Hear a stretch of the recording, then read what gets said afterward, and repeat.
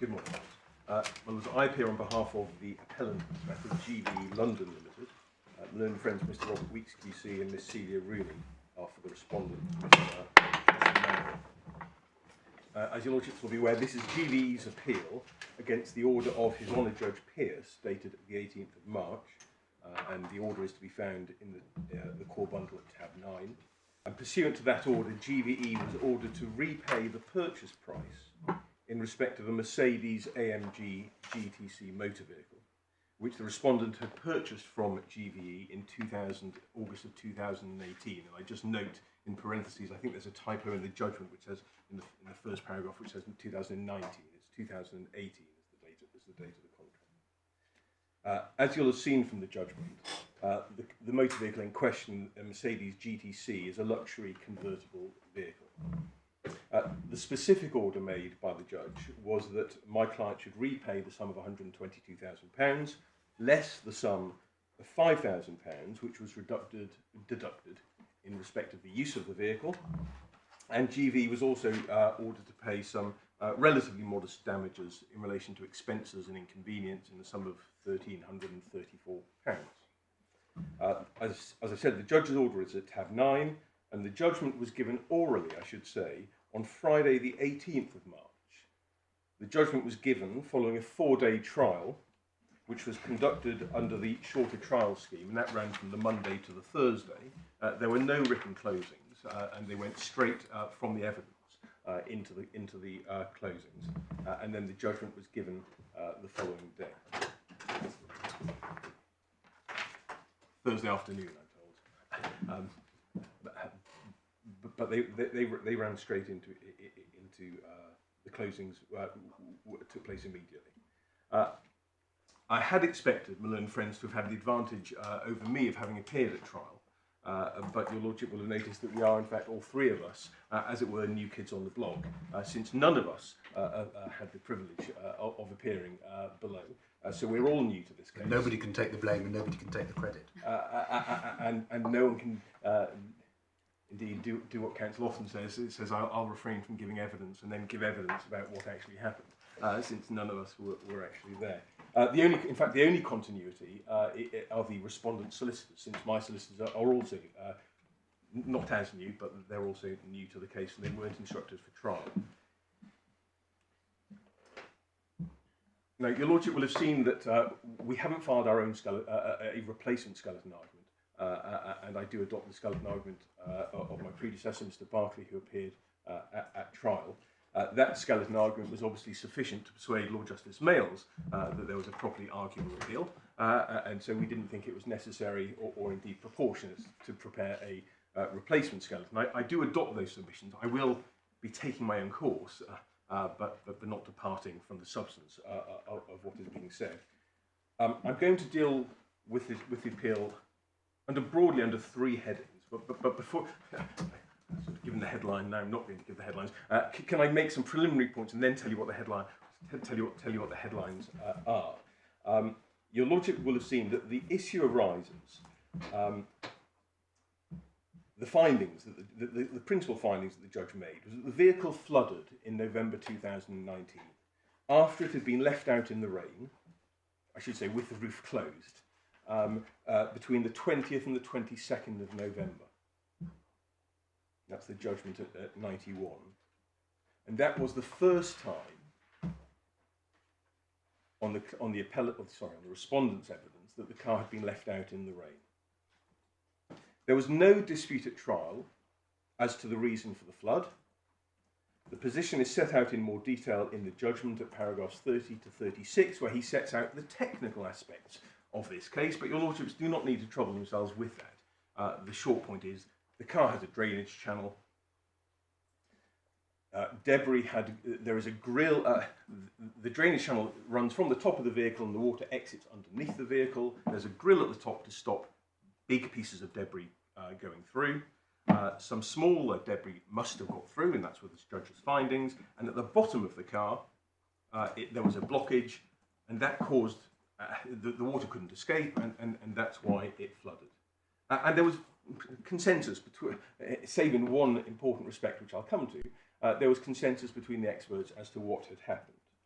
The joint experts report, if your lordships wanted to see it, is in the supplementary bundle of tab 16, and it's quoted in the judgment at paragraph 130. Can you help me just one thing? Yes, of course. The water goes through the drain. When the drain is blocked, it fills up with water. How does it then get into the car? Well, I think I think it's almost like a bath overflowing when it that there is somewhere. There are two reservoirs, there are two drainage channels, and the judge deals with this at paragraph I think 30 or 31, which is common for all types of these cars. There's effectively a reservoir at the bottom where water, exactly, and if it rises up, there is somewhere where it gets into the foot of the car on either side. So it's the same that would happen, for example, if the car drove into a very deep water. The water would then penetrate. Yeah, I suspect so. I mean, it's obviously it's a very different type of. If you just think about a drain pipe on a house, and I speak from personal experience, if it gets blocked at the bottom, the water just backs up, builds up, and then comes over the gutter.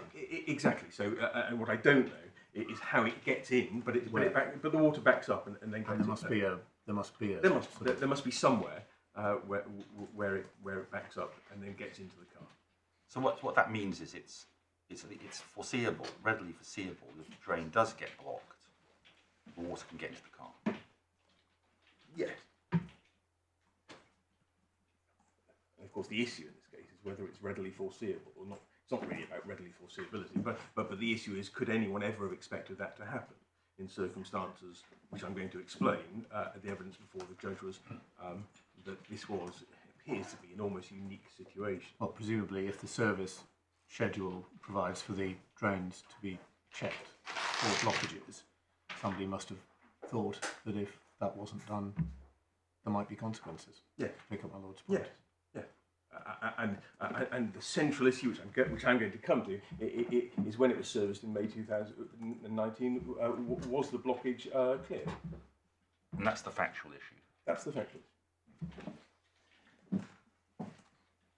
Now, whilst as I mentioned a moment ago, whilst the drainage channels are designed, the way they're designed differs as between luxury vehicles, exactly how the water is routed, it was the judge held at paragraph 33 that this type of scenario with a high-end vehicle and the drainage channel is entirely standard in the industry.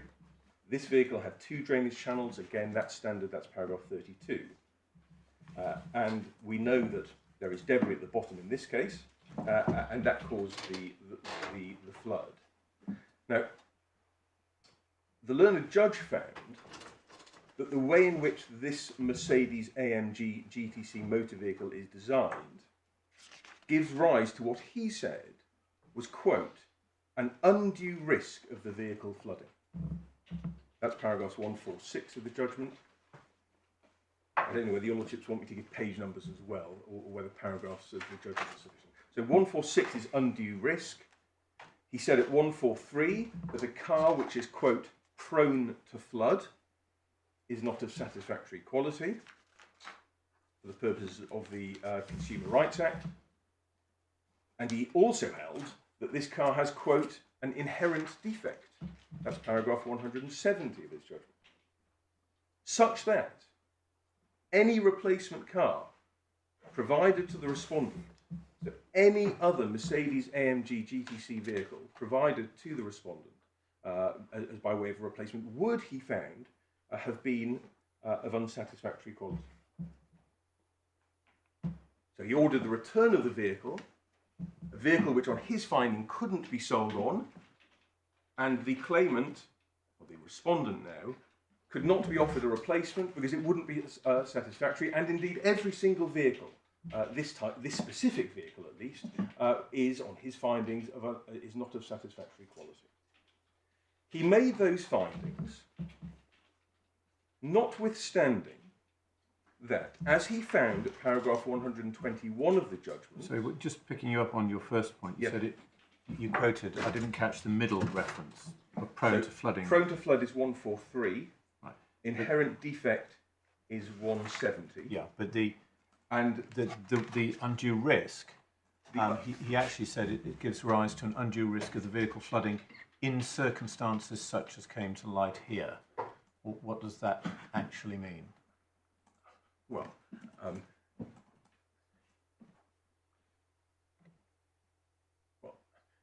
rather not entirely clear what it means, but the tenor of the judgment is a car which is prone to flooding.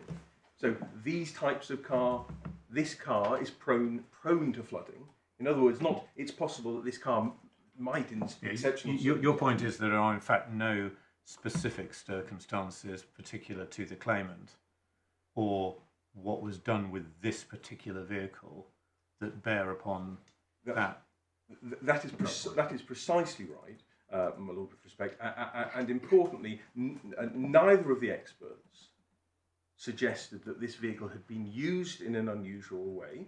And the finding is that it hadn't been used in an unusual way. That was explored in the evidence, whether it had been used for rallying and off-road and all sorts of things. But the judge found that it had not been used in an unusual way.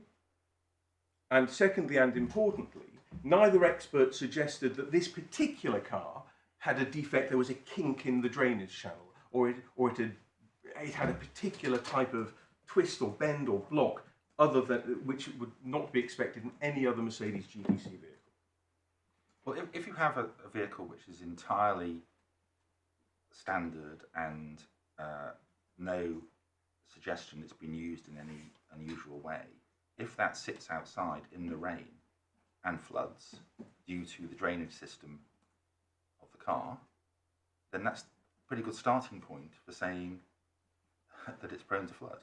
Well, it would be a good starting point, or it might be a good starting point, were it not for the fact that at paragraph 121 of the judgment, the learned judge found, quote, "And yet nobody has been able to suggest that this problem has happened anywhere else." He found that there are thousands, if not hundreds of thousands, of this generic car. I'm not talking about this particular model. He was talking generally about the way luxury convertible cars are designed. There are thousands, if not hundreds of thousands of cars. That's paragraph 121. And yet there was no evidence before the court that the issue had happened. Well, do we know how many cars have been produced of this model? Well, it was explored. It was explored with the experts, and our expert was talking about hundreds of thousands. He was talking about Bentleys and Renaults as well, because he had experience of this issue in other cars. We don't know exactly how many cars there were, but the judge's finding, which he accepted, I'm going to show you some more references to this, but he accepted that there are, I say this is paragraph 121, I'm told and I accept that there are thousands of cars throughout the world of this nature, and yet nobody's been able to suggest this problem has happened anywhere else. Well, thousands is different to hundreds of thousands, isn't it? So I'm not sure we can say that there's evidence that there are hundreds of thousands. I took that from the next sentence. It's suggested there are hundreds of thousands internationally with a similar design, and this is not known more generally to be a problem. I mean, so, really, to attack this, you've got to attack his analysis at 131. Because they really have to be read together. And that's my target. Yes. And we know what his starting point is. It's whether he was entitled to then draw an inference from that in fact that was wrong in some way. Well, or not draw it. Yes. Well, the question is then what inference did he? Yes. So I probably should have given the headlines first. I'm just giving a preamble to the headlines. Well, we know you're going. One of the things you're going to focus on is servicing. Exactly. But I'm going to focus on this issue. These were sort of a flavour of the case, and then I'll deal with my points briefly. There are three points. So the observation that there are thousands of cars was made in relation to these cars, these types of car generally, but in relation to the specific model with which we are concerned, the Mercedes GTC. The appellant's expert, Mr. Roberts, had carried out internet research and had not found any reference to drainage channels becoming blocked on this vehicle on this type of vehicle, other than internet references to this particular case, because the claimant had posted about it on the internet, and I'm going to show you that. And the references to that, my lord, is paragraphs 109 to 111 of the judgment on page 84, where he's talking specifically about where Mr. Roberts gives evidence about this particular car. And can I just, while I think about it, give you one other reference, because it's not in the judgment, but when the learned judge refused permission to appeal, he did describe Mr. Roberts as an impressive witness. And the reference to that is in the core bundle. Impressive and independent, I think. Yes, because his independence was attacked, most certainly. There are allegations both ways in relation to that. But the document that I had in mind is in the core bundle at page 96, where he gave reasons, and you'll, in fact, since we're there, can I just show you 2 points? The first point is that when he refused permission to appeal, on the first point, which is really the gravamen of my appeal, he accepted, as indeed, of course, he had to, I don't mean accept, I mean, he acknowledged, as he had to acknowledge, that it was based on an inference from the primary facts. Your Lordships will see that too. My finding in law that by reason of the design, the car was not satisfactory. On the first point, my judgment was based on primary facts. And that's important because of all the points that the learned friend rightly makes about the position of the appellate court on an appeal. I'm fully aware of those. But it's an inference from primary facts. And the point I was just making is you'll see a few lines down, in contrast, the theory of the defendant's expert, who was admittedly generally an impressive witness, did not explain how the flooding could happen in February and April.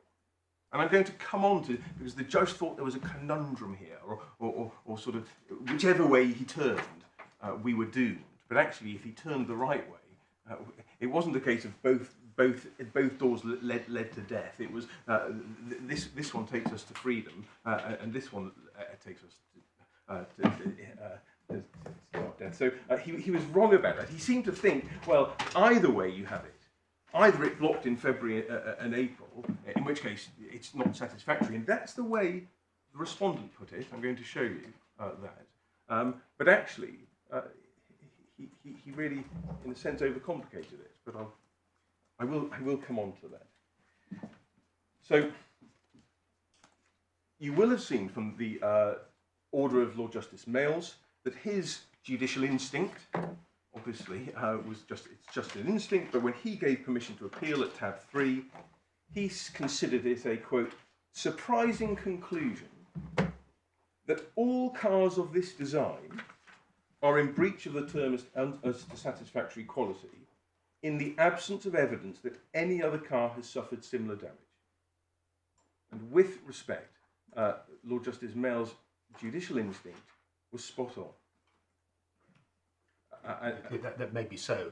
Well, that's obviously not enough for me. No, we've got you'll have to grapple with the fact we have very clear findings of fact.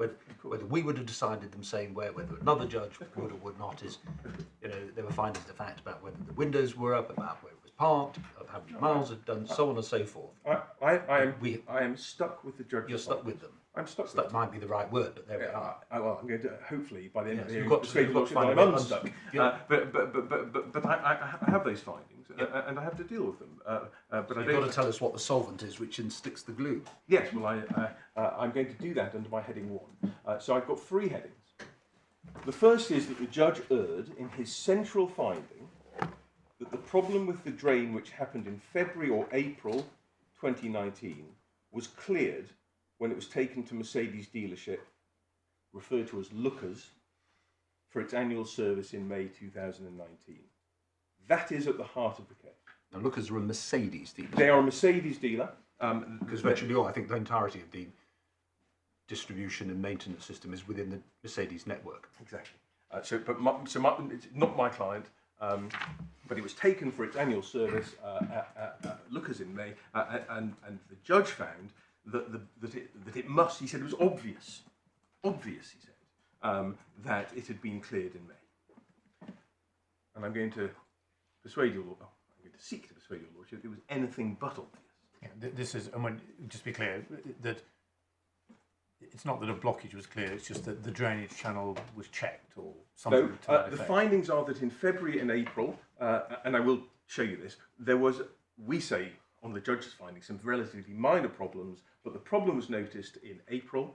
It was taken to lookers in May, and I will show you, by reference to the judgment and the evidence, what happened. And the judge found that it must have been cleared in May, and therefore it blocked. When you say it, what's the it? Is that the channel? There was some debris which was causing a problem. There was a problem, right, of some sort, which was causing minor issues. So he finds, I'll show you this, he finds there was a blockage in February and April. He finds that it was cleared by lookers in May, and a problem happened again in November. Just the February and April issue, if we are proceeding on the basis that that was also caused by a blockage, then that must, as I understand your earlier explanation, also have led to the water coming over the top. Yes. So it was exactly the same problem, only there may have been less water Yes and no. coming over the top. So, yes and no. I'll reveal my hand now and then try and show you how I get there. What we have in February and April, on the judge's findings, are some fairly minor problems. In February, there's some misting in the windows, which the respondent didn't even report to anyone. They weren't serious enough to report to anyone. In April, she didn't notice, but when the car went to a company called RSC for bodywork, the people who did the bodywork noticed that there was some moisture, and the judge found there was moisture. And the evidence, and I'll show you this, the evidence was that the gentleman from RSC took it to lookers, told the guy on the front desk, his evidence, you might want to check the drainage channel, and the judge found that it must have been cleared. Now, my first headline 1 is going to be attacking the finding on May 2019.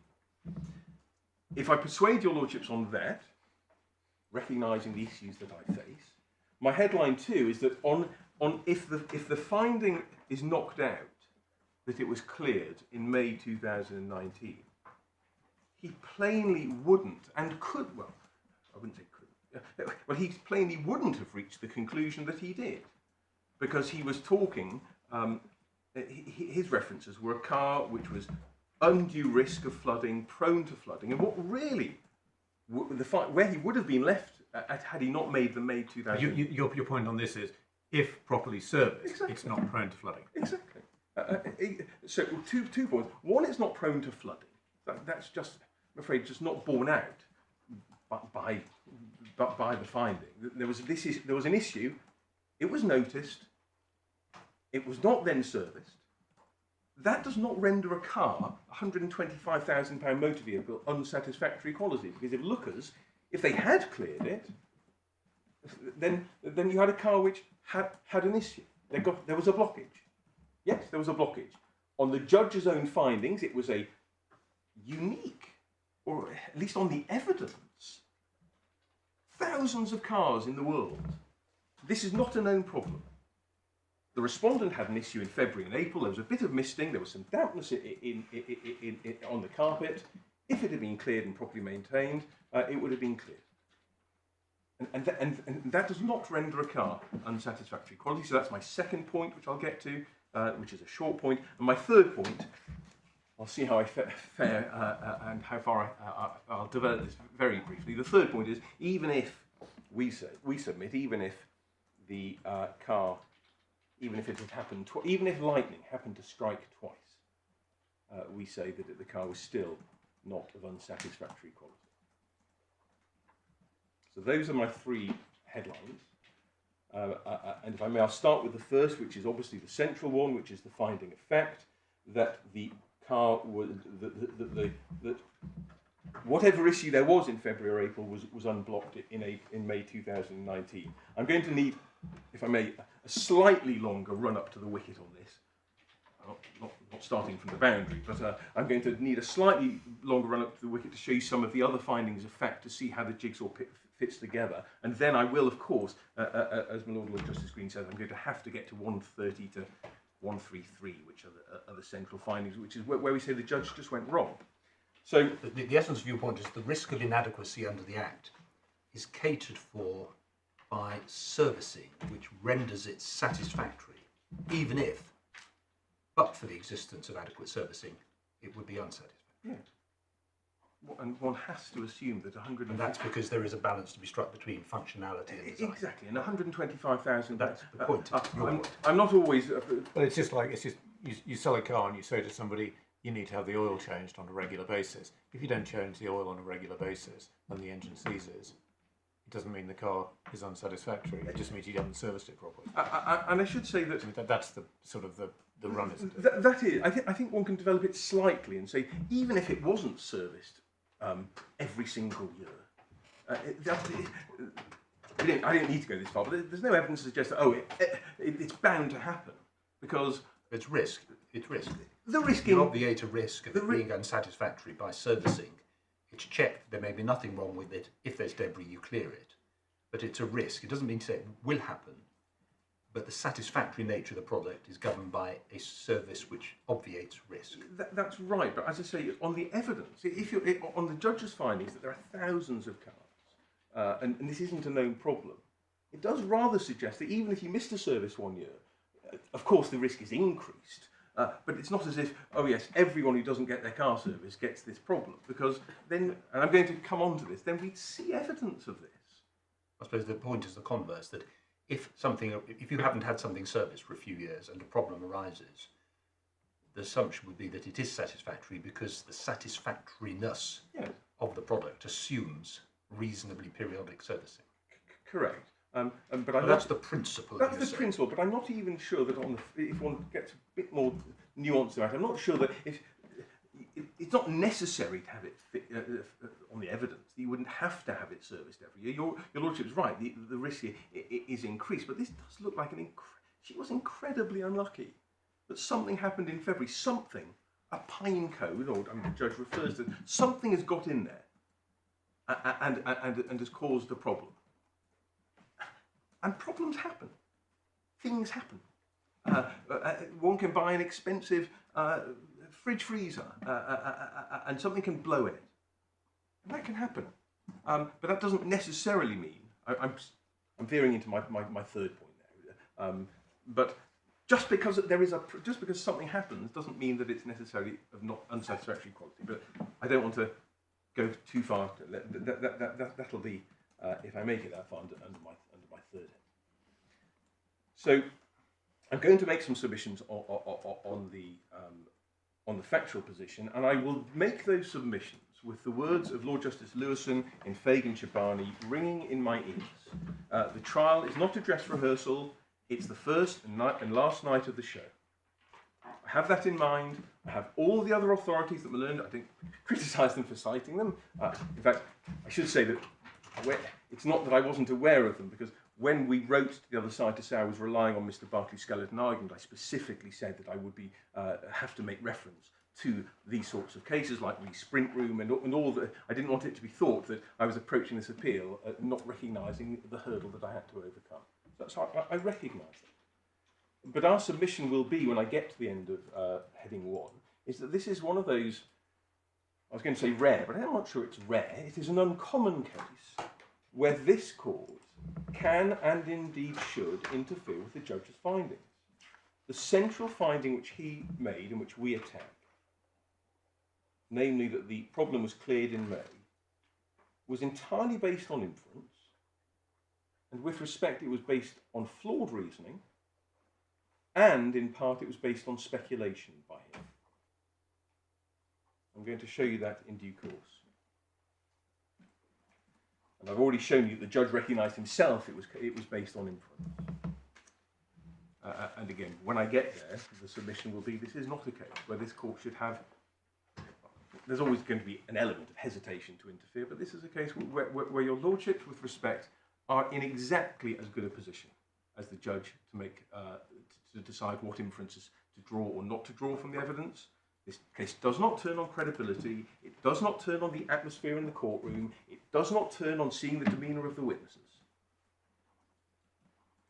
My submissions are based on the judge's primary findings and the evidence that was before him or not before him. And we say he was plainly wrong. John, give it to us. So, Tell us what the solvent is. that's the headline, and see if I can get there. So the first point I just want to make, I'm just going to make it a number of short points, is that it's important to bear in mind the way this car was used and the way it was cared for.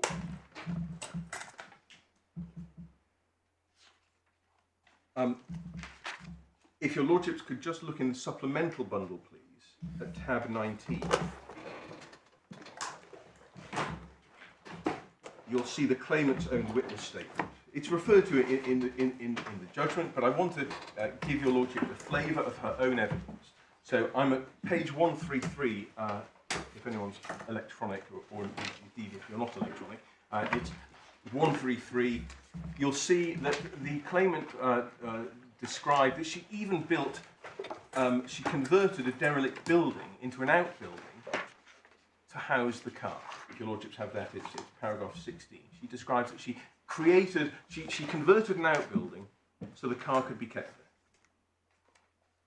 At paragraph 17, she says, although the car was going to be kept inside, I also bought a silk cover from Lookers in Shrewsbury, and that's one of the things that she recovered by way of damages for her lost expenses was for the £350 silk blanket that silk cover that she bought for the car. If your lordships could move on, please, to paragraph 27, at page 136 of the bundle. You'll see, because the repair works, but also because we were heading into winter, I didn't want to use the Mercedes much before spring 19. It's not a car you would use in the winter. I wanted to drive it when the weather was nice, with the roof down. That meant I only used it infrequently. When I was going to see someone, going out for lunch or to a party, I didn't use it day to day. For most, if not all of the time between November and February 19, the car was in the garage. And this is, I hope, going to become relevant and important in due course, but it's important to understand how this car was used. If your lordships could then please look at paragraph 40.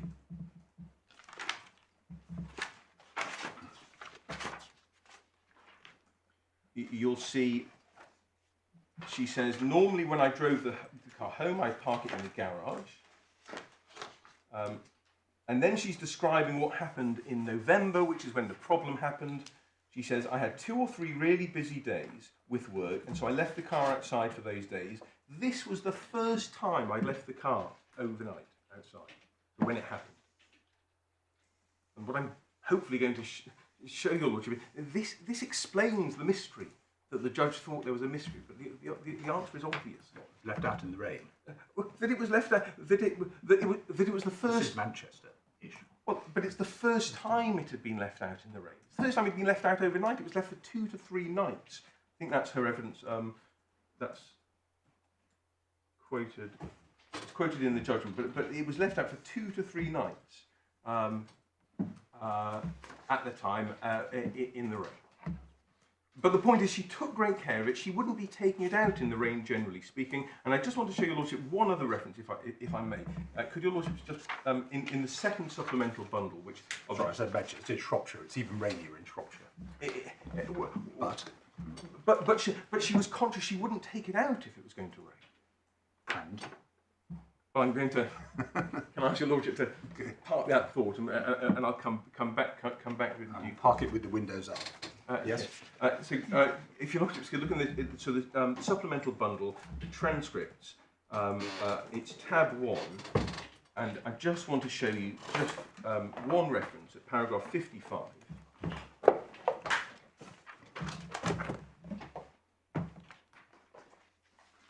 Just the point I just made. So it's just above the letter G. This is her evidence. She says, of course my car was in the garage most of the time with a cover on it.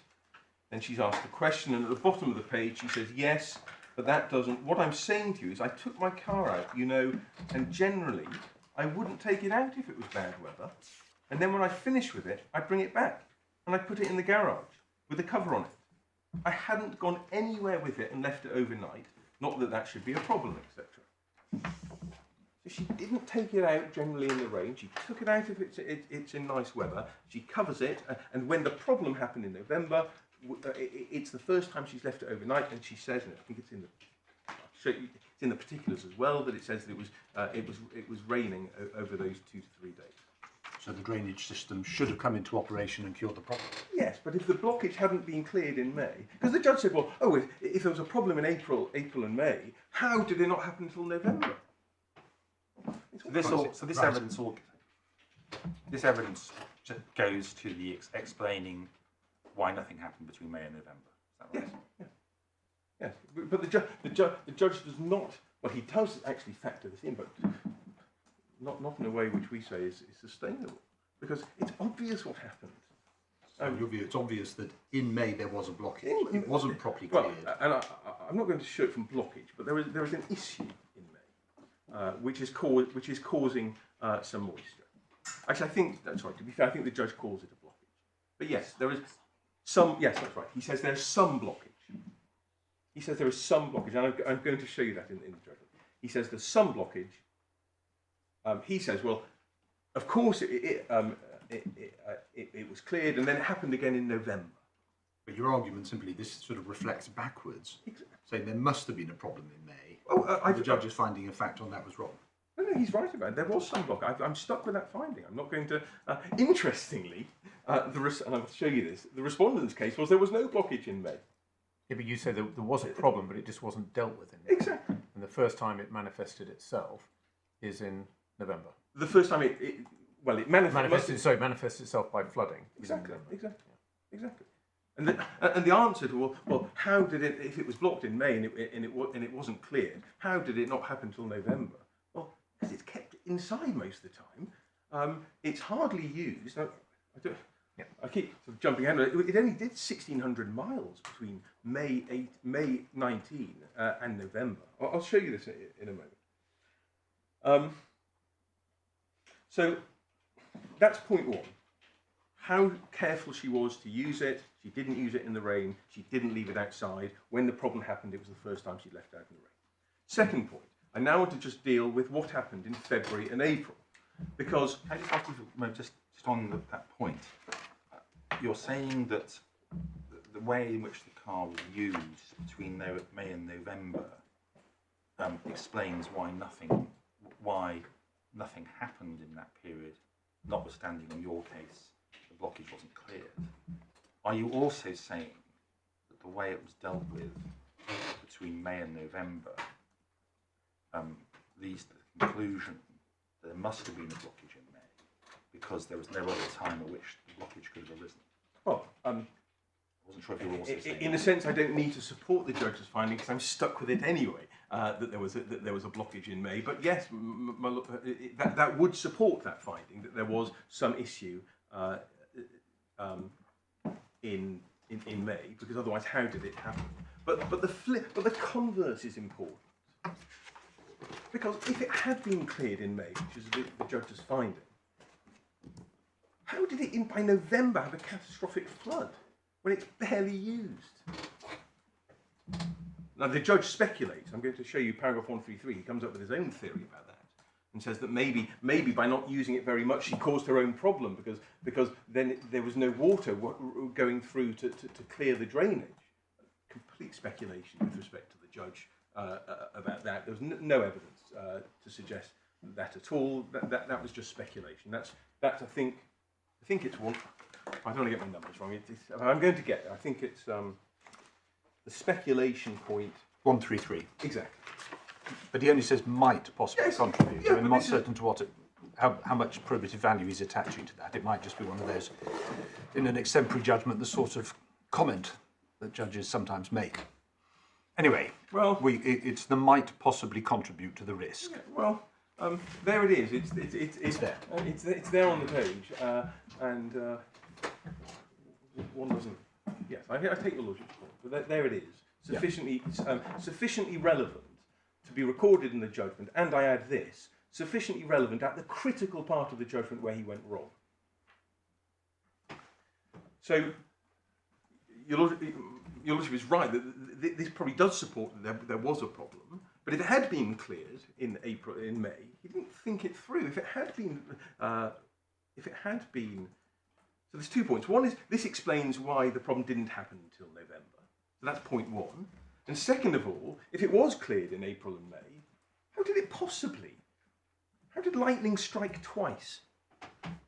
We know that this doesn't happen with thousands of cars. I'm giving away all my best. These are my points at the end. But the judge found on his findings, lightning didn't strike once; it struck twice. Struck once in February and April. Struck again in November. His analysis is it ain't lightning. It struck twice because of a systemic inherent defect. But that's very difficult to square with his finding that he accepted. There are thousands of cars, and this isn't a known problem. Well, he doesn't accept that. That's one of your arguments, the analysis from 131 onwards. But he doesn't accept that there's no evidence simply because there's no evidence. Yes. Yes, and of course,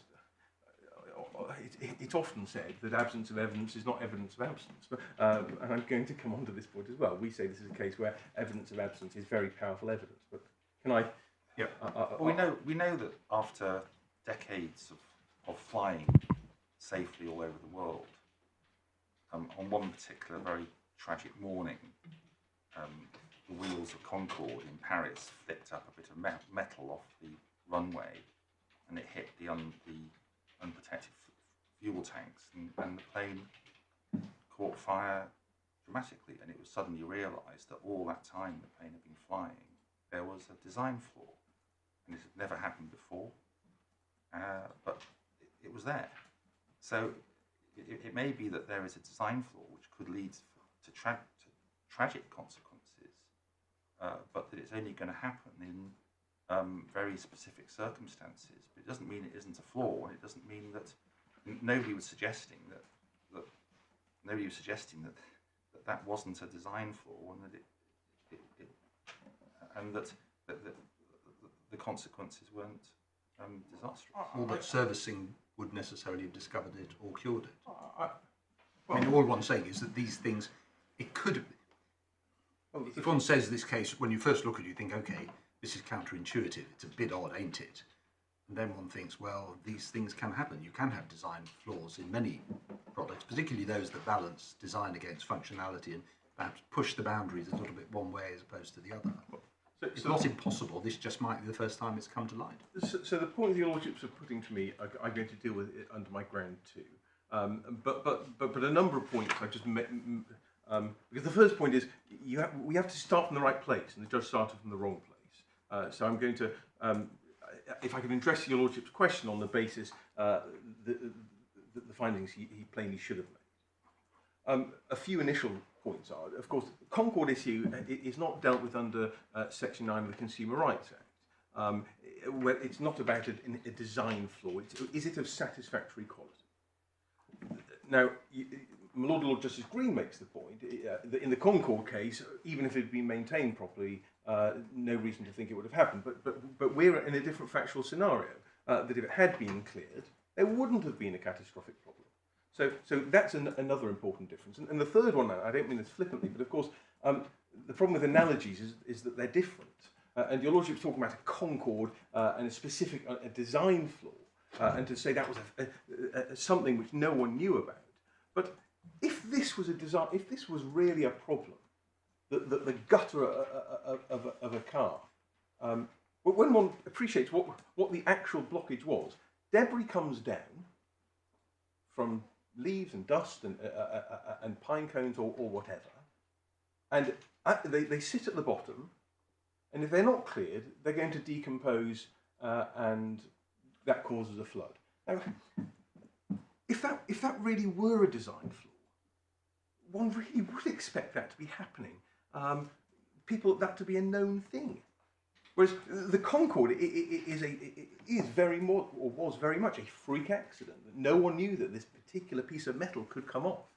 Well, if here we're talking about a block drain. If you looked it up on the internet and you had seen other examples of it happening, one of those would have been the first time it happened. Well, that's right, but there are thousands, if not hundreds of thousands of cars. This design has been in circulation. I think Mr. Roberts' evidence was for 3 years. But there are thousands of these cars. Thousands of them. People driving around enjoying their luxury vehicles. And if this really was a design flaw, one really would expect to see so. I do take your lordship's point. You're right. I mean, that's one of the odd things about it. And the judge then has his explanation. And you then say, well, is he entitled to draw that inference, which is an adverse inference to Mercedes? And he then deduces from that that since they must have concealed the evidence, he therefore is going to assume that there are instances. It's just that they haven't come to light or have been suppressed. Now, that's a chain of reasoning you might challenge. And if you successfully challenge that, we then have to ask whether or not it would have affected his judgment at all. Exactly. So that, and that's why I said I'm going to come to my brain too. But I accept I have to deal with that point. It's not good enough for me just to say he made a finding of fact, it's wrong, I win. I have to then show that it's not satisfactory quality. I accept that. Just going back there, we're talking about 3 years. We're not talking about the most mass-produced car. It's a very high-value car. One assumes that an awful lot of them will be kept inside, in garages. I mean, I'm just not sure that those sort of numbers, 3 years, thousands, is necessarily going to produce. I'm not sure how one can start from the point that a defect like this would have become widely known over that time frame. I mean, it may well be that 1 or 2 instances have occurred, but they haven't become known. Or it may be that this was a particularly severe example of the flooding, which in most cases the flooding just drains away and nobody ever notices it. But how can you're speculating just as much as accusing the judge of speculating? I'm going to come on to that point. I'm not sort of hiding from that point. I mean, but the thousands is reference to vehicles of this nature, not specifically the Mercedes. This is the way that this is at the beginning of the judgment. There's 2 pieces of evidence. One is that this is not known to be an issue generally. And then Mr. Roberts says he carried out internet researches and couldn't find anything about this particular car. But I'm going to... Okay, sorry, I mean, as I understand it, you're on your first point. Yes. And your first point is, if I've got this right, cars of this type, and this particular model is no different, have a design which is that water is carried away from the retractable roof mechanism by drainage, 2 drainage channels which exit underneath the car. Everybody in designing this car, or cars of this type, recognise that if nothing else is done, there is a risk that those drains might block.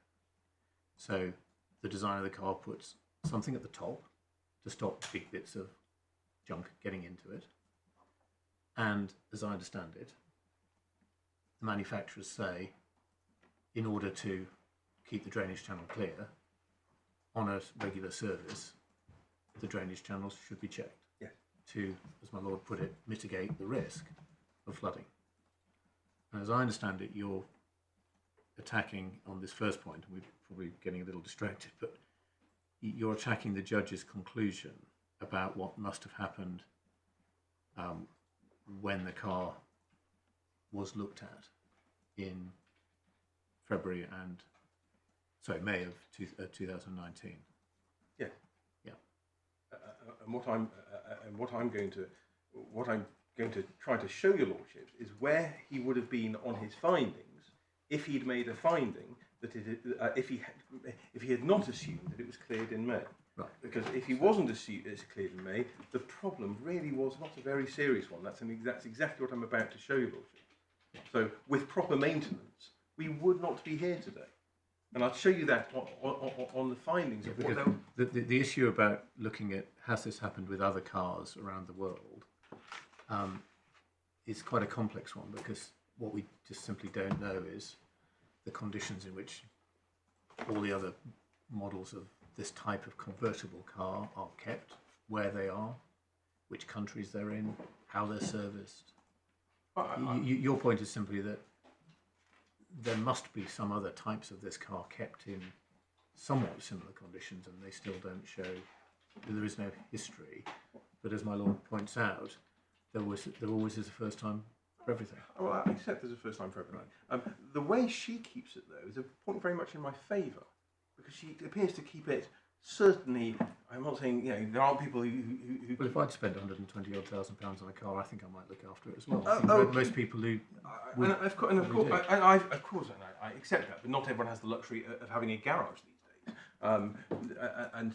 But what I'm saying is, she certainly wasn't keeping it. She was keeping it on the better side of. I'm not saying that's surprising. I'm just saying that she was keeping it very, very well. She was keeping it inside. She wouldn't, you know, she wasn't using it. Okay, well, you made that. I mean, that. Yeah, good point. I accept that we don't know how everyone else is keeping the car, but really the point is, well, one of the points I'm going to make in due course is that there is a certain air of unreality about the judge's findings, in the sense that when people buy anything these days, whether it's a car, an electrical appliance, sports equipment, people post about it. And when people have problems, they post about it in internet forums, in specialist forums, on reviews on the internet. They want to find out if other people have got the problems. They want to know how to solve the problem. And people discuss this all the time. People I thought you weren't going to give evidence today. Well, I think the test for a judicial notice is whether it's a well-known and notorious fact. And I would invite your lordships to accept that it's a well-known and notorious fact. My colleagues are always on the internet. And I know that the modern judiciary is equally au fait with these sorts of issues, and people review everything and complain, and there are forums, and people buy apples from Ocado and they complain that it's bruised and they post about it. But the fact is, people write about these sorts of things, and it is a remarkable fact. We say, and your lordships, yes, this is a point. Can I just you may criticise the way in which he came to this conclusion. The crux of his analysis, the weight he attaches to it, I think is in the second part of paragraph 32. Whilst there is no evidence of any other example of this, does not lead to the conclusion that this is the only case in which it has ever happened. And that is just meeting the point, there is no evidence from the internet, to which he says, well, is he really saying, I can't attach any weight to that fact? It doesn't really work either way, for or against. What probative weight does he attach to his analysis? He just simply says it's not working either way. Well, does he actually then say, well, in which case I'm going to assume that there is some evidence? Well, what we can say is what he doesn't say, and we say this is the inference that, and this is just a matter of inference, is that the inference he plainly should have drawn is that is a striking fact. He may say, well, he doesn't tell me very much, but he's wrong about that with respect. Well, is he? I mean, for the reasons we've discussed with you, there are a lot of uncertainties about the evidence that might or might not have been in existence for a product that has been on the market for approximately 3 years in relatively small numbers in mass consumer terms. I mean, all he's saying is the absence of evidence doesn't really take one either way. Well, I accept that. Now, is that so outlandish a finding? Well, with respect, you have to say yes, don't you? Well, I don't hesitate to, because that is not real world. That there are thousands of these cars. That's his finding. Thousands of cars out there, not just the Mercedes, but thousands of these vehicles. And the only you can do a Google search, as Mr. Roberts did. And the only problem that's ever been found is this one. With respect, that is quite a striking fact. Because people. Then would you have? I mean, we understand your point, obviously, but you have to persuade us that it was out with the bounds of a judge to make a finding that really I can't attach weight to it. You're saying he should have attached an inference strongly in favour of your client, the defendant in the proceedings, but without knowing, for example, A, the exact numbers, B, where people garaged this expensive item, what the weather conditions were, whether these are the sort of people who would go on the internet at that price. I mean, you just don't know. Isn't he entitled to say, I really can't draw the inference you want me to from silence? Well, can I be clear? The finding that I'm attacking is the finding is the clearing in May. I don't need to say that his approach to the internet point is outlandish. But this is one plank. But it is. But it is. And when I get there, it's one part.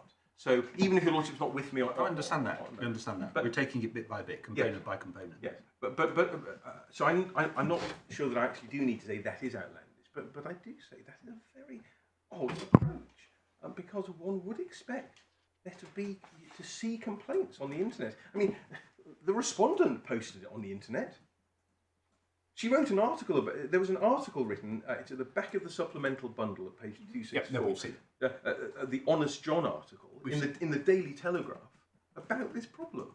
She wrote about it. She also made a Facebook post on my client's website. I think that's page 265. She was telling people about it. And not just on some niche forum. It was an article in the Daily Telegraph.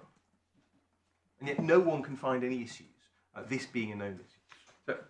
So the second point, what I want to just deal with now is what was the position in February and April. So far as February is concerned, it's nothing more. I'm not trivialising it, but it is nothing more than some misting in the windows. That's paragraphs. There's various references to that, but 83 and 84 of the judgment tells you that, and we know from her evidence. I think she says that she went out for lunch with someone in February, but there's no evidence, or not no evidence. She did not say that she actually was concerned about it to report it at the time. But there was what happened, and this is from the judgment, is that when Mr. Clapton of RSC noticed something in April, she said, "Oh yes, that's funny because I thought I saw some misting a few months ago when I took it out for lunch." But the problem in February is some misting. That's all. Now, so far as April is concerned, one sees that in the judgment at 87 and 88. So the car went to RSC, they're the body repairers. Mr. Clacton says that he saw some water in the boot of the car, which is common ground that water in the boot is irrelevant to the flooding in the cockpit. So you can ignore that, it's nothing to do with it. And the experts agree on that. Mr. Clapton says that the member of staff pointed out dampness to the carpet. So what we're concerned about is misting in February and dampness to the carpet in April. The claimant says that she was told there was water present within the vehicle, which seems to be suggestive of more simply than dampness to the carpet. So dampness to the carpet where? In the boot? No, in the footwell, in the passenger side in the footwell. Dampness to that carpet. That's not the boot. So the member of the staff pointed out two things. One, it's damp in the boot, and two, it's damp in the. Correct, but the boot has nothing to do with this issue. I understand that you say the boot has nothing to do. Although it's curious that water's been getting in somehow to the boot. Anyway, but okay. So 88 is dampness to the carpet in the footwell, not exactly, which is where the flooding eventually happened. Now, that is not something that the claimant had even known. I'm not criticising her, but in terms of what this issue, or she hadn't noticed it herself. And if you could just look, please, in the supplemental bundle at page 137.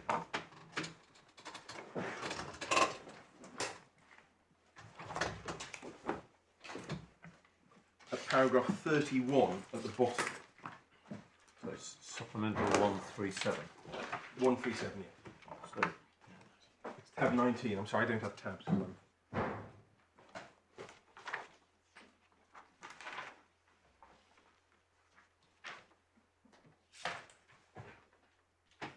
Your Lordship has that. It says, end of April, I took the car to RSC for the bodywork repairs.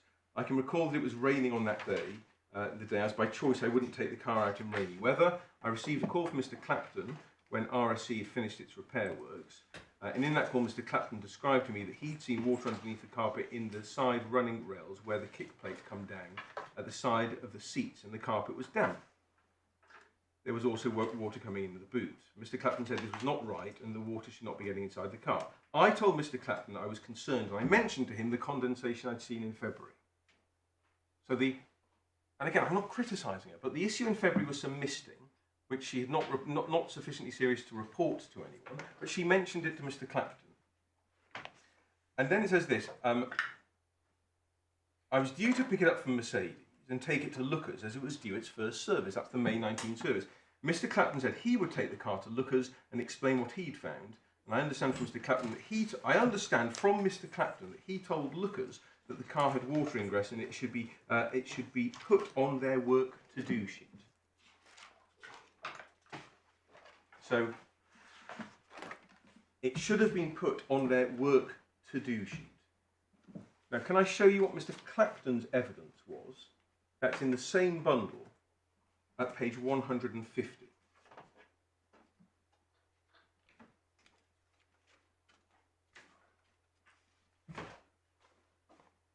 He deals with this at paragraphs 13 to 15. 13, he says he recalls seeing water. And then at 14, it says Tom, that's his co-employee, also drew my attention to dampness on the passenger side carpet, which had been found when replacing the kick plates. So there's some moisture, which is seen, which the judge found is to do with some blockage.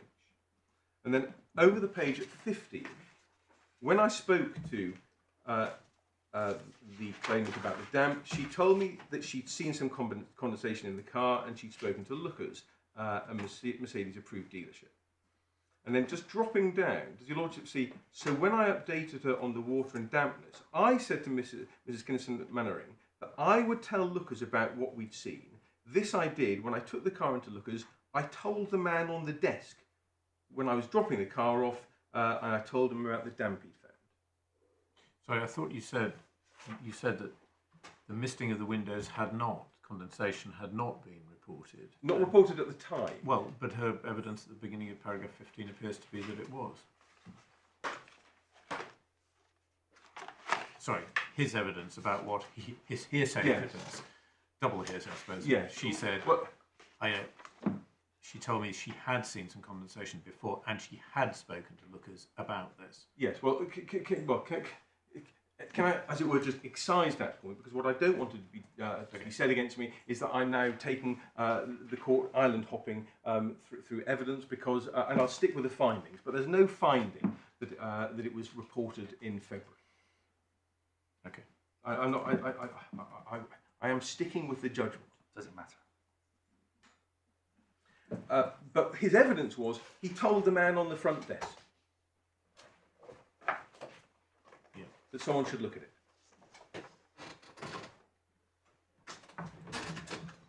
Now I'm going to come back to that in a moment, but what we have is some blockage, and I'm stuck with the judge's findings, that in February and April there was something that was causing some water. And that some blockage, the reference is a judgment at paragraph 90. These were not major incidents. Plainly they weren't serious, significant issues. And let me show you what the claimant said about this issue in their opening for trial, which is in the supplemental bundle at page 180.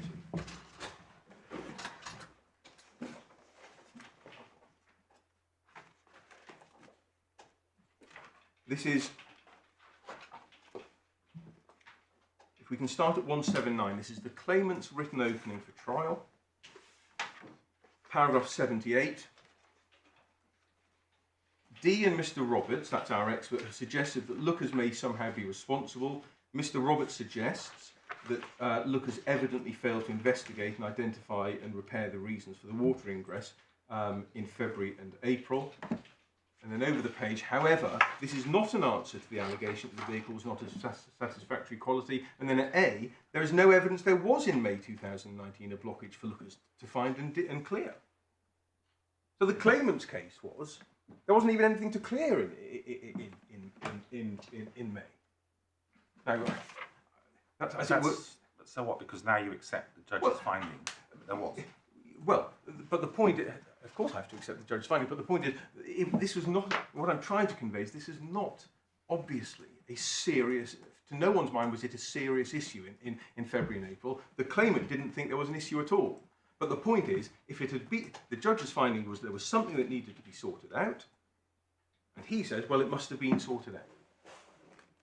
But the reason I'm drawing this to your lordship's attention is because if I knock out May 2019, and then get myself back to the position where the judge should have been, which is there's a problem in February and April, a minor misting and some dampness, which could and should have been cleared by lookers. And Lord Justice Green's point about, well, if it was properly maintained, if it was properly maintained, the freak accident wouldn't have happened. Because if it had been maintained, we wouldn't be here. So that's why it's important. It wasn't sufficiently serious that anyone was reporting it. It was drawn to the attention by Mr. I think it's Clapton. Is it Clapton or Clapton? It's Clapton, but I think it's referred to in the judgment as Clapton. Now, so that's where I'm going to come back to. I was going to then just give you a brief journey of what happened from May to November, but I think I've covered these points already. So can we park lookers for a moment? There's an issue of misting and some dampness.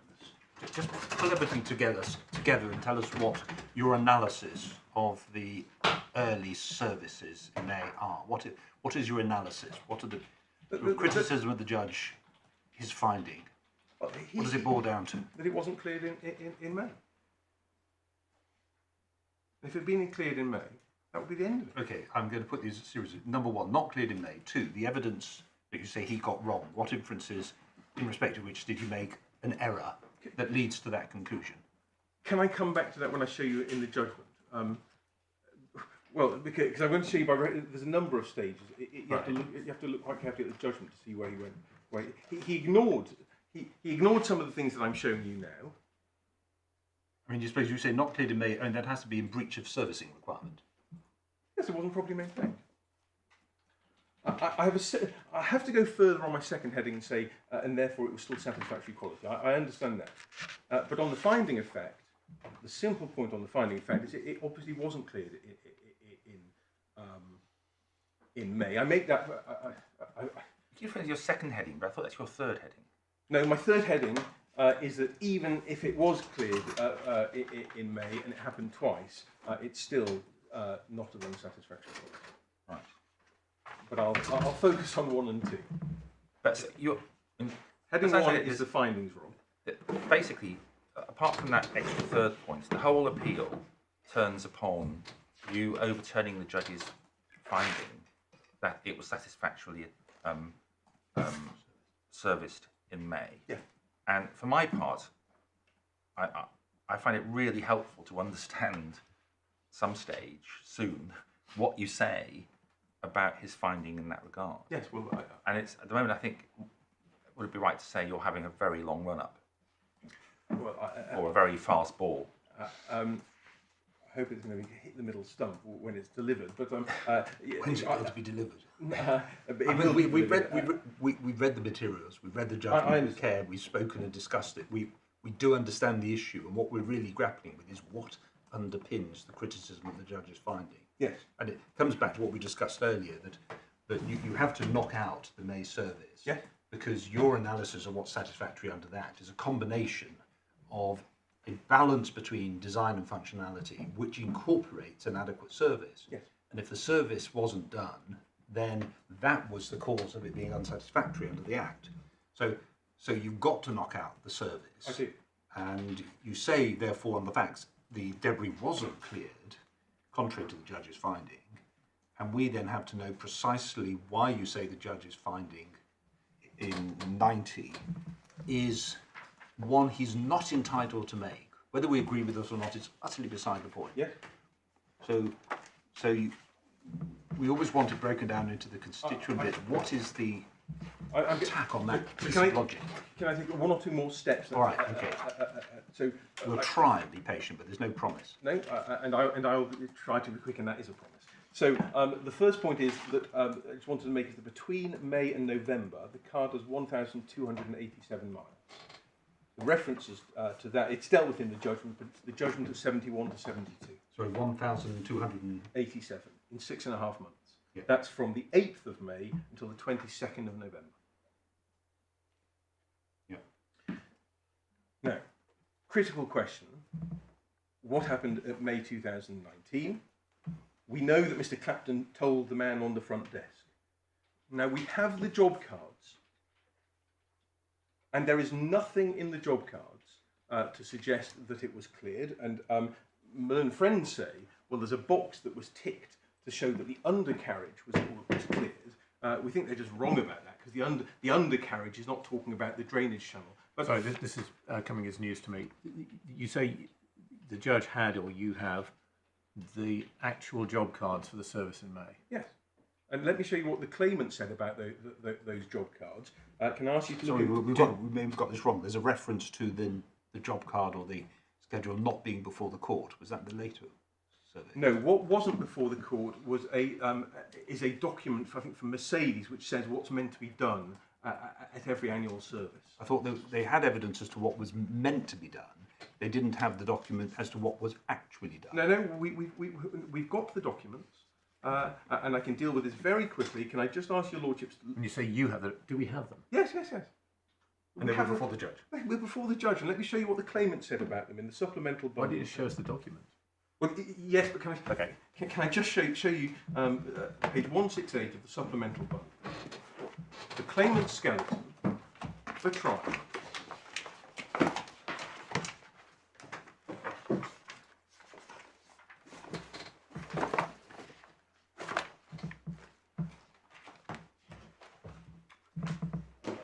This is their skeleton. They explain about it being delivered to lookers. Sorry, what was the page? The 168, paragraph 21, and I'm halfway down the paragraph. Does your lordship have the job card, A172 to 173, and the electronic service sheet, A174 to 178, do not record any investigation or work by lookers in this respect? That was their case. And the reference, and Lord, you wanted to see that the documents, they're in the supplemental bundle, and they start from 215, and I think they finish at 221.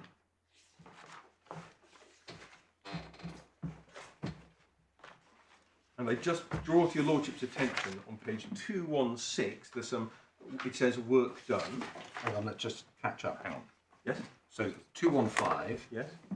That's the job card. Just, these just are make sure the we documents. understand what is. Just so what functionally is the job card as opposed to any of the documents? Is this the specification of work to be carried out? This is the work. This is lookers own their job card of what they did, which the claimant said does not show that it was clear, and they're right about that. And no one suggested otherwise at trial. At 216, you can see some handwritten notes, which I can't be exactly clear what it says, but no one suggests that supports the case on a blockage being cleared. It says something like carried out B service on vehicle or something, or car vehicle. Carried out something car vehicle on vehicle. I'm conscious I don't want to make submissions about the evidence. What I want to show you is what was said at trial. What was said at trial is it doesn't support the clearage having been the blockage having been cleared. That's the claimant's position in their trial skeleton. And then, if your lordship can just turn through, the only other part I wanted to show you is at 220, additional comments, and that's been left blank. There's no suggestion there that we found some debris and leaves, and we've dealt with it. What's a visual health check on page 215? And a video health check. Is it common ground that there was no record of the drainage system being checked? Yeah.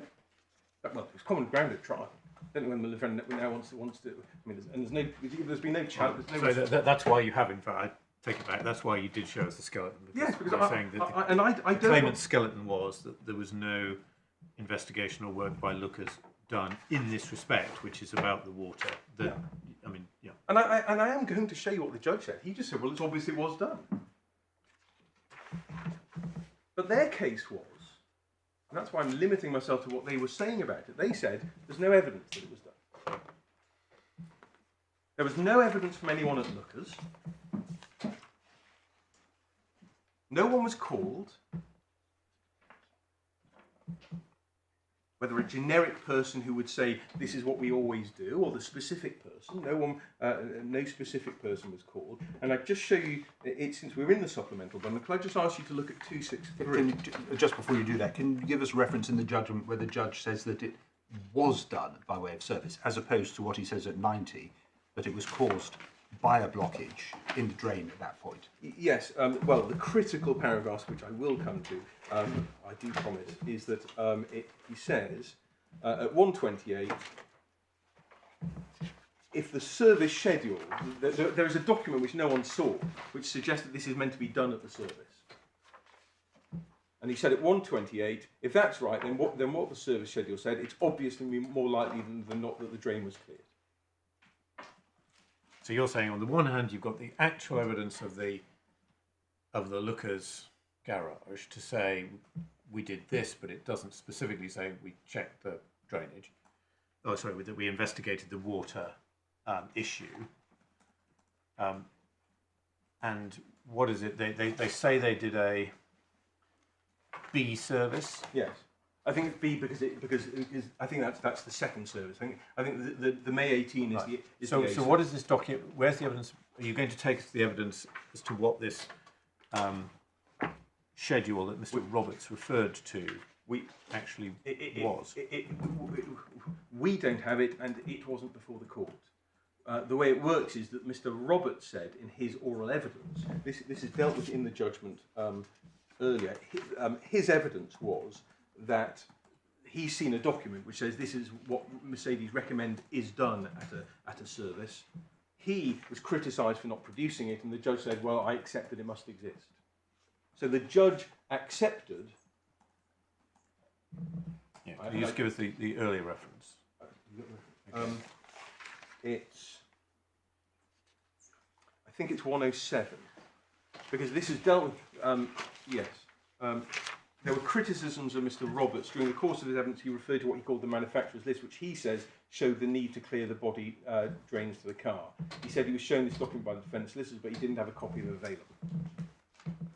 There was no application or no anything. That's how it was left, and the judge accepted his evidence that that's what it says. This, on his own evidence, was a generic document of this is what Mercedes recommend people do. The judge accepted that exists, and therefore said it's obvious that it must have been done. So there's 2 points the judge relies on. One is that RSC gave evidence, which seems to be accepted, that they would pass on the concerns to Lookers, and the schedule of works that should have been carried out identifies the drainage system, and the judge says those two combined lead me to the conclusion that I prefer that evidence over and above the job spec. In other words, I therefore conclude it was done, even though it's not referred to. That's right. Although it's not just that he's not just relying on the document you referred to in 128. It is the evidence also, which is referred to in the defendant skeleton, that RSC was going to pass on the information and did so. That's right. Although I've shown you the evidence when it was passed on, it was Mr. Clacton told a man on the front desk.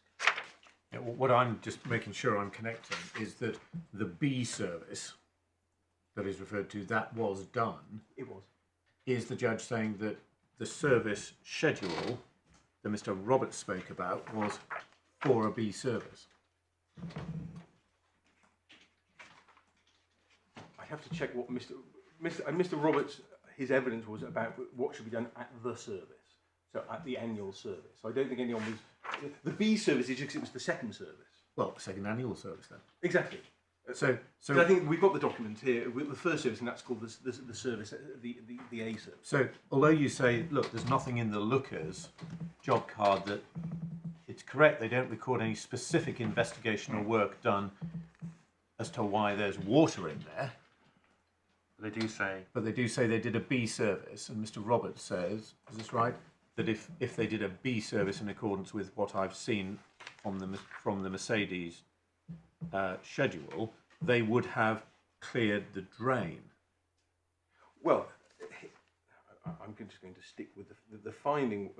What Mr. Roberts said was that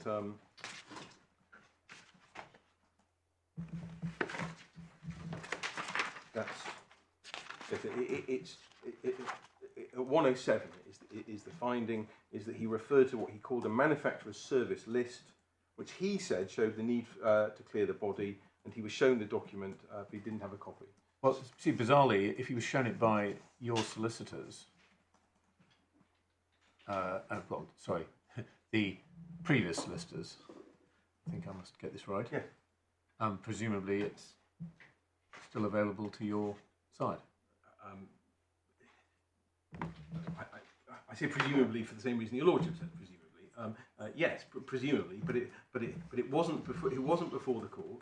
No. No one asked for a copy of it, and we certainly weren't trying to apply Aladdin Marshall and try to put it before the court. So because we have to deal with it as it was before the judge.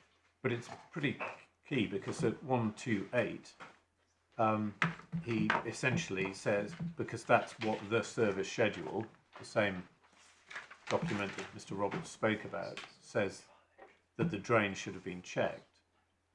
He assumes that that was then done. Well, he does, but he doesn't even refer here to the fact that the actual job sheets that we've got. Well, we don't know, because what the actual job sheet does is that they carried out a B service.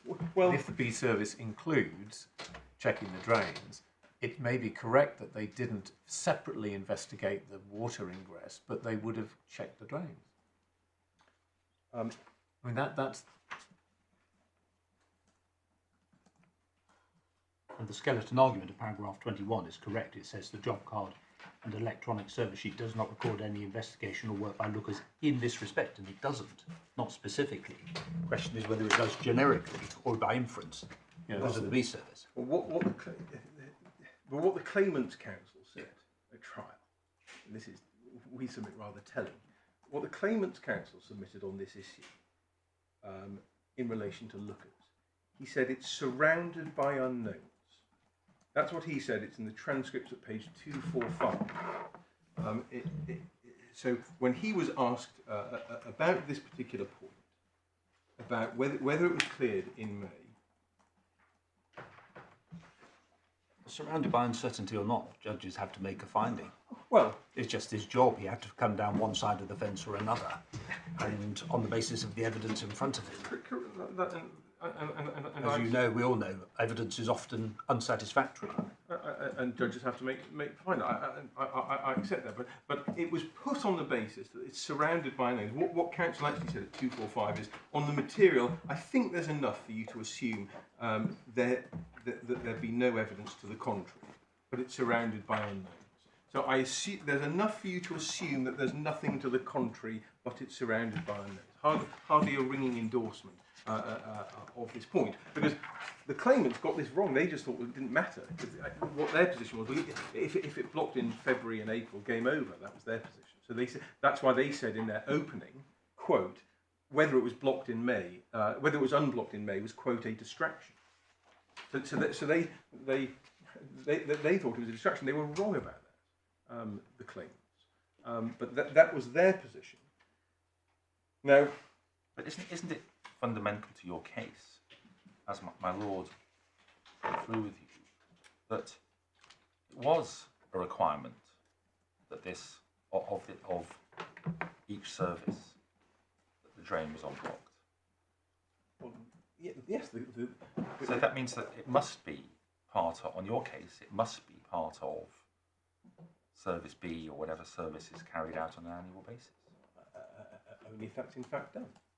And here we have clear record that service B was carried out. Well, the claimant's case. Your case has to be, doesn't it, that lookers didn't do their job? Yeah. And where's the evidence of that? Well, because the evidence is the catastrophic flood which happened in November. Well, it becomes a bit circular. Well, with respect, it's not circular. That's powerful evidence that it wasn't cleared. Because otherwise, you're left with a position that the lightning strikes twice point. Otherwise, it happened in February, cleared, and happened again. Isn't that just another? I mean, that may be putting the point tendentiously, another way of saying there's a systemic flaw. It struck twice. Well, that was the judge's finding. But if he had proceeded on the correct basis, there would have been only one minor problem in February or April. Well, we know or have to working assumption that it wasn't blocked when it was sold in 2018 August, wasn't it? Yes. So that by April, leave aside the February misting, by April, within 12 months, there was water ingress, which from the drainage, which indicates that is possible. Yes. And happened. Yes. So I'm not sure how it's striking twice. We know that the first instance was, the first instance happened. As you say, it wasn't anything particularly dramatic. There's nothing lightning about it. It just happened. Well, that's my heading too. But if that's where you get, if that's where one had got to, that it was sold, it was fine. There was some misting in February and some dampness notice on the carpet in April, which could and should easily have been cleared. That does not make the car unsatisfactory quality. So you're right. No, but it's the fact though that what that demonstrates is that there is a vulnerability to the drain being blocked and the water leaking into the car, which, as it turned out in November, was catastrophic. Yeah, because it wasn't. So it all comes back to either that's because of the inherent nature of the drainage problem, or it's because it wasn't cleared at the service. It's got to be one or the other. Yeah. Well, and at paragraph 22 of the judgment, the judge summarises the claimant's case in simple terms. That this instance speaks for itself. As long as the vehicle is properly maintained in service, one wouldn't expect a car to flood in this way. So it's binary, isn't it? I mean, that's why servicing is part of the balance between functionality and design. It's all okay and satisfactory provided adequate servicing. Ergo, if there ain't adequate servicing, that's the cause. Nothing to do with the inherent defect. If there was servicing, we've got no other alternative explanation save inherent defect. So for us, the question is there sufficient evidence for the judge to make the finding that he did, that there was servicing? And if there's ambiguity and the judge finds on one side of the line or the other, even if the evidence is somewhat unsatisfactory, as he acknowledges, are we in a position to criticise that? Well, I mean, there is a basis for the judge's finding, which is the evidence of RSC passing on the concern and the somewhat ambiguous nature of the job spec, which refers to Service B being carried out, and the job specifications, which refers to the fact that it ought to be carried out, and this is a Mercedes dealership, one might expect them to do the job. But that may not be terribly strong evidence, but it's some basis, isn't it? Well, the answer is yes, it's some evidence, but doesn't mean it doesn't. So I'm now going to. Can I just quibble with one point? I'm not sure that your first and third points, my Lord, with respect, are different. The point about the service was done, and I think your third point was, and it's in the list. I mean, that's the same point. Is that it's supposed to be done, and it was. My first point is passing on the RSC point. Yes, the man at the front desk was told. The point two is there's a reference on the job card to the Service B. And the third point is there is a system under which you would expect a Mercedes dealer to carry out that particular function, that service, because it's part of the system for that sort of car. So, yes, they may be similar. I think they're three discrete points, maybe thin bits of evidence on their own. But the question is, was the judge, in an area of unsatisfactory evidence generally, not entitled to draw an inference from those three? Yeah, I mean, that's the argument. I'm still not sure that I see that 2 and 3, but okay. They're all very thin. Whether But so can we then look then at the critical parts of the judgment? Can I just make one point before you look at the judgment? My learned friends say, well, this is all raised. This is a new point raised in closing. That's one of their criticisms. This point was square. This was the only point where the expert. That's an argument they would have to make at trial. At this stage, judge has made his findings. You're entitled to attack them. It goes slightly further than that, my lord, because they plainly knew about this point. It was in Mr. Roberts' expert report. It's paragraph 6.7, which I'm not going to show you Lordship's the references, but that report was around at the time of the pleadings. So, in fact, in the reply, the other side were referring to Mr. Roberts' report. And he says, in terms, he lays down the challenge. He says at paragraph 6.7 of his expert report, it can't have been cleared by lookers. So he laid down the challenge, and he said that was the only thing that really was the difference between the experts. And what can I give you logic? One other reference at the very back of the core bundle, and then I promise to turn to the judgment.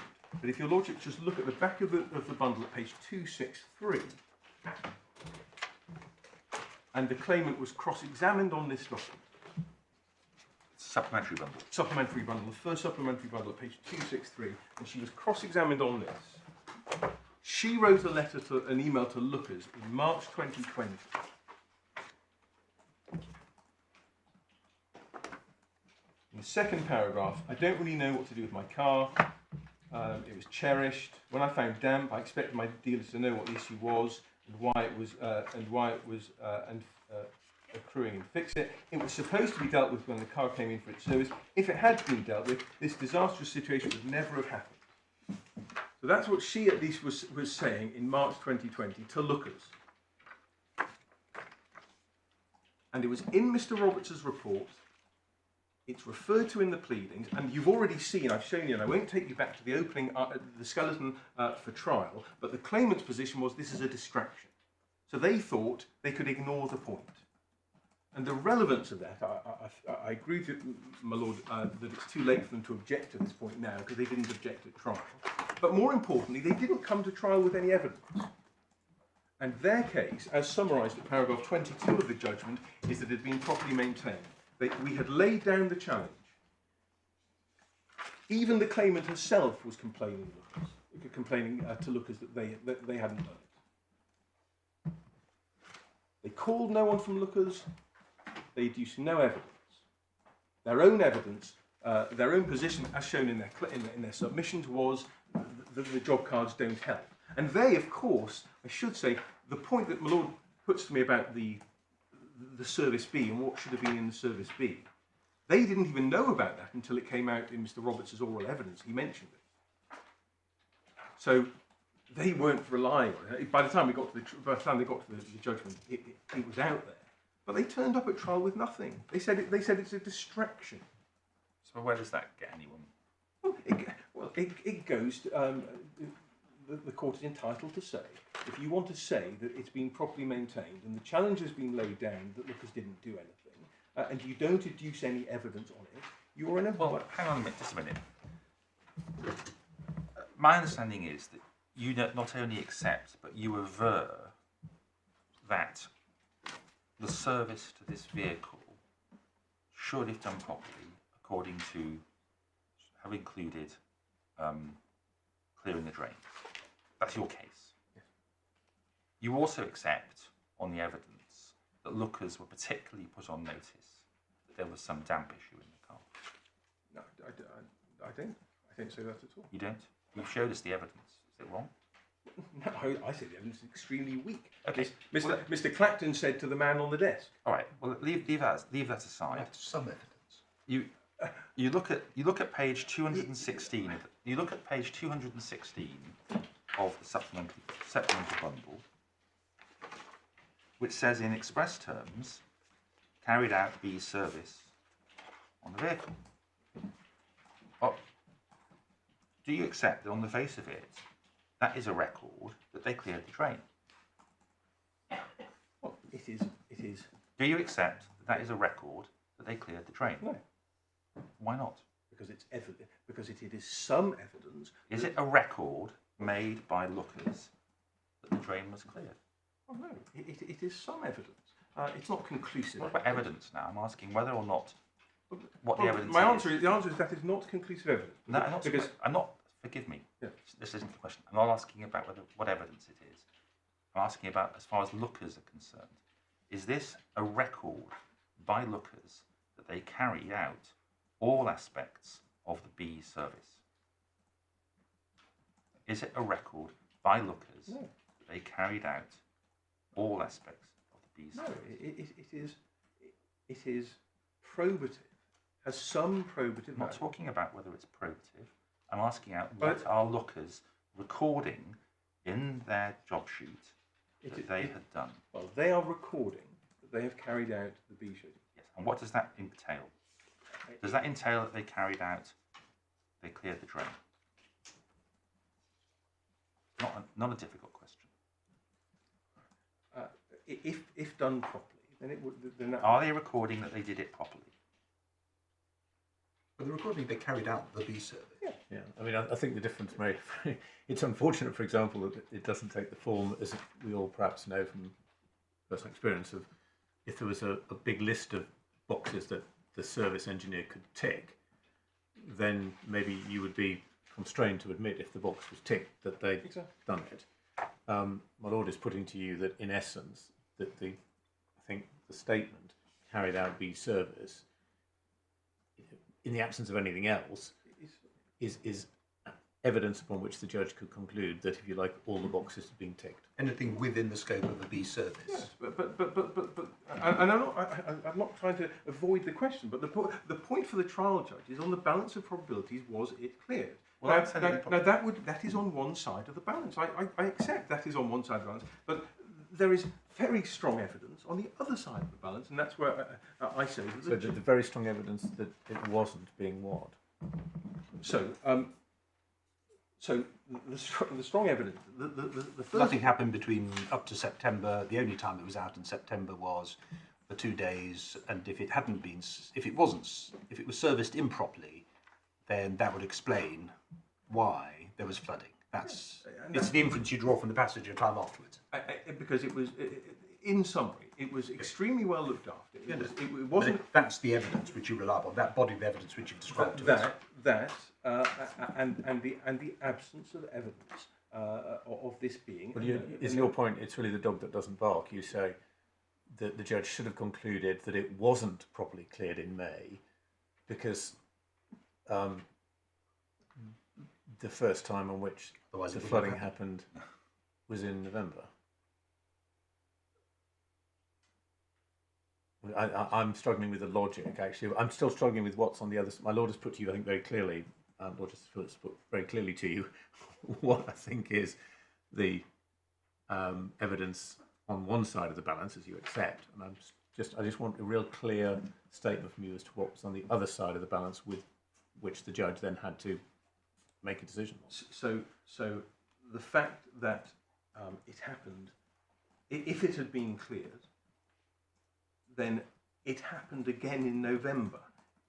That itself is striking, but particularly so in circumstances where it had been kept hardly driven and kept dry. That's a second point.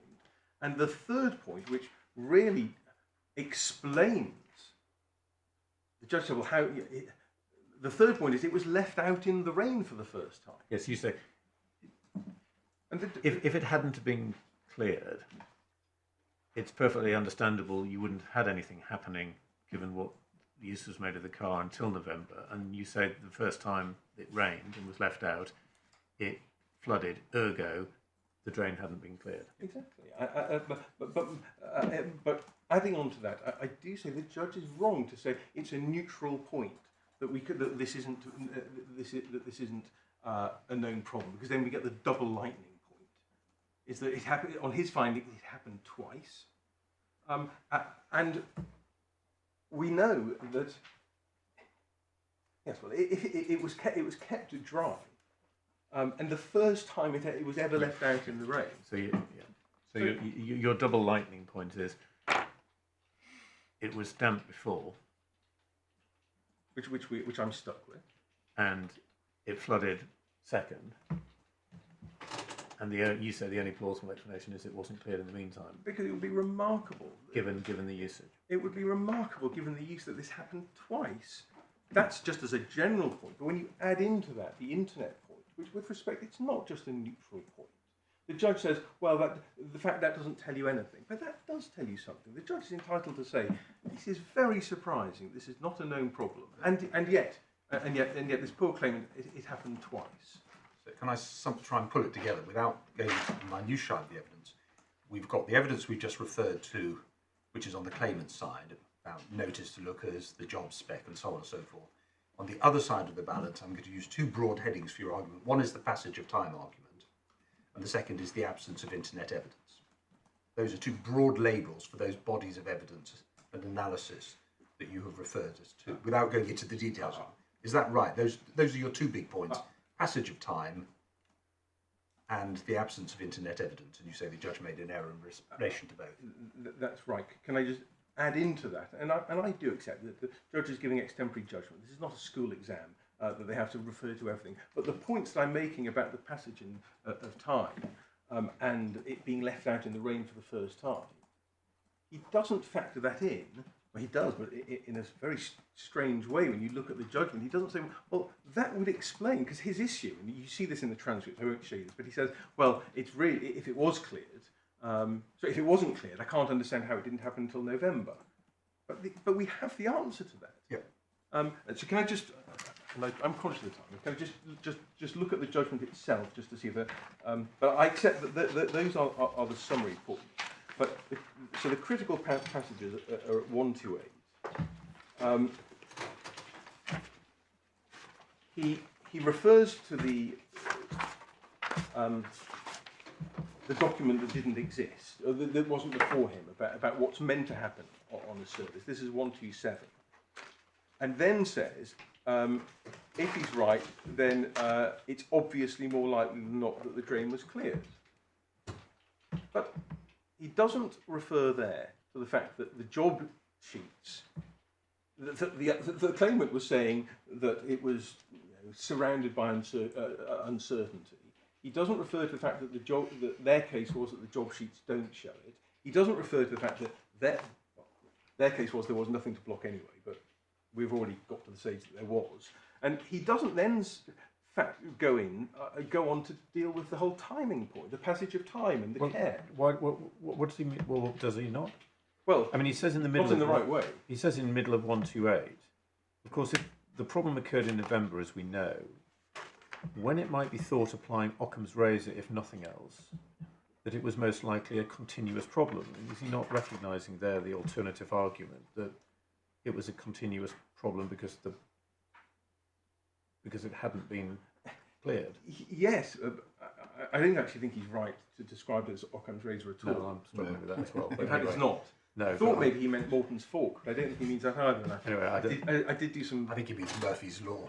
Anyway, Yeah, he could, but it's not Murphy's Law, and that's really his error, because he says, oh well, in that case. well, no. When he goes on, he said, if it was a continuous problem, for which I think you might read, if it hadn't have been cleared, Yes, why was there no water ingress at any other time? I agree with that. And then you say, but then he says the answer, of course, might depend on when the vehicle was actually in the rain. In other words, the point about. But he's making the opposite point. The point he should be making is, but that makes sense, because it was never out in the rain. It was hardly driven between May and November, and this was the first ever time it was left out in the rain. So I have the answer to the question that he poses, but he doesn't say that. He says the answer might depend on when the vehicle was actually in the rain. Yes. However, given that we know from what actually happened that it was possible for this problem to arise between May 18 and February 19, it's equally possible that it arose between a May service and November. But he doesn't say, but we know that it wasn't left out in the rain. And this is the first time it was ever left out in the rain for 2 days. So he has the answer. There's one thing in the witness statement of Miss Kynaston-Mainwaring, I think it's paragraph 16, she uses the word generally. She then goes on and slightly contradicts us, suggesting it might have been the only time she left it out in the rain. But generally means as much as I can remember. But I mean, it's not entirely I'm not equivocal. sure. I need to go. I'm not sure about that. I think she meant I didn't generally take it out when it was raining, but specifically leaving it outdoors overnight. It was the first time. Right. I don't think anyone could say the car wasn't out when it rained. I mean, that would be absurd. Anyone can make a finding, especially the Manchester area, but Shropshire, I'm correct. Shropshire. But the point was, she said it's the first time I left it outside for 2 to 3 nights, and it was in the rain. So that's the first time. Now, the judge doesn't say that here. He doesn't say, that explains it, because that does explain it. He doesn't say that here. He just says, well, it's equally possible. But he said because it. He pulls himself up by his own bootstraps, because what he says is, because it happened from May 18 to February 19, we know it can happen. Yeah, we know it. Maybe he just didn't accept, in the unequivocal form in which it was expressed in the witness statement, that piece of evidence. I mean, that's his judgment on something which is quintessentially a matter of pure fact. Well, he found it. He cites it. He cites it. He cites her evidence. What's the test here? I mean, sorry, just to remind ourselves of the test on appeal. Is it that there's just no evidence upon which any judge could reach the conclusion, or that no reasonable judge could possibly reach the conclusion they did? I mean, what's the actual test here on appeal? Well, in this area. Well, there's various formulations. I mean, ultimately, the judge got plainly wrong. Although I think there is one of the authorities does, the friend cites, puts it very high. I don't have to check exactly what the test is, but this is a slightly different point of law, because he's not factoring in. One could say it's an absence of reasons point, but he doesn't factor in what he's already said earlier, is to say, well, she didn't leave it out in the rain. He's accepted her evidence. He says she's very credible. He says that the attacks on her are unfair. He cites her evidence about leaving it out in the rain for the first time. He cites that earlier on in his judgment, at paragraph 82. He cites all the evidence about it being, 91. About it. It was in the garage unless I was going out the same day. Over the page, because of my mother, I parked outside. I then had 2 or 3 days really busy, and so left the car outside for those days. This was the first time I'd left the car outside overnight. It rained over the period 20 to 22nd November when the Mercedes was outside. That's a very strong part of the answer of where he went wrong, because he decided there was an issue, but he doesn't even. I know it's not an exam test, but he doesn't say when he deals with it at 129. Oh, but hang on. This was the first time she left it outside. The first time she left it out in the rain, and that perfectly explains. It's a double point. It's the passage of time. It's the little use, the great care that she looked after it, and the first time it was left outside. Now that explains what he saw as a conundrum, but he doesn't deal with it. And then he says, on that basis, one shouldn't assume that those who carried out in May failed to clear the blockage. It's rather more likely they did clear a blockage, which is why the problem was not apparent again for several months. But that begs the question, well, how did it happen again? How did it happen again in November when it was barely used? So the little use point comes in 2 ways. One, because it explains... Well, but, I mean, it's because stuff happened, as you said to us. I mean, she may not have used it very much, but she was using it at a time when there's stuff falling out of trees and whatever, May to November. You know, maybe it's just it was cleared, and I'm afraid it blocked again. It doesn't have to rain for it to become blocked. Rain may congeal the blockage. Yeah, but they have to factor into your reasoning then to say, but I remind myself that it was barely used. It was kept out of the rain, and this was the first time it had been left out. So that explains how it could be. It does sound a little bit like you are there trying to sort of say that in this exam the judge should have shown his working.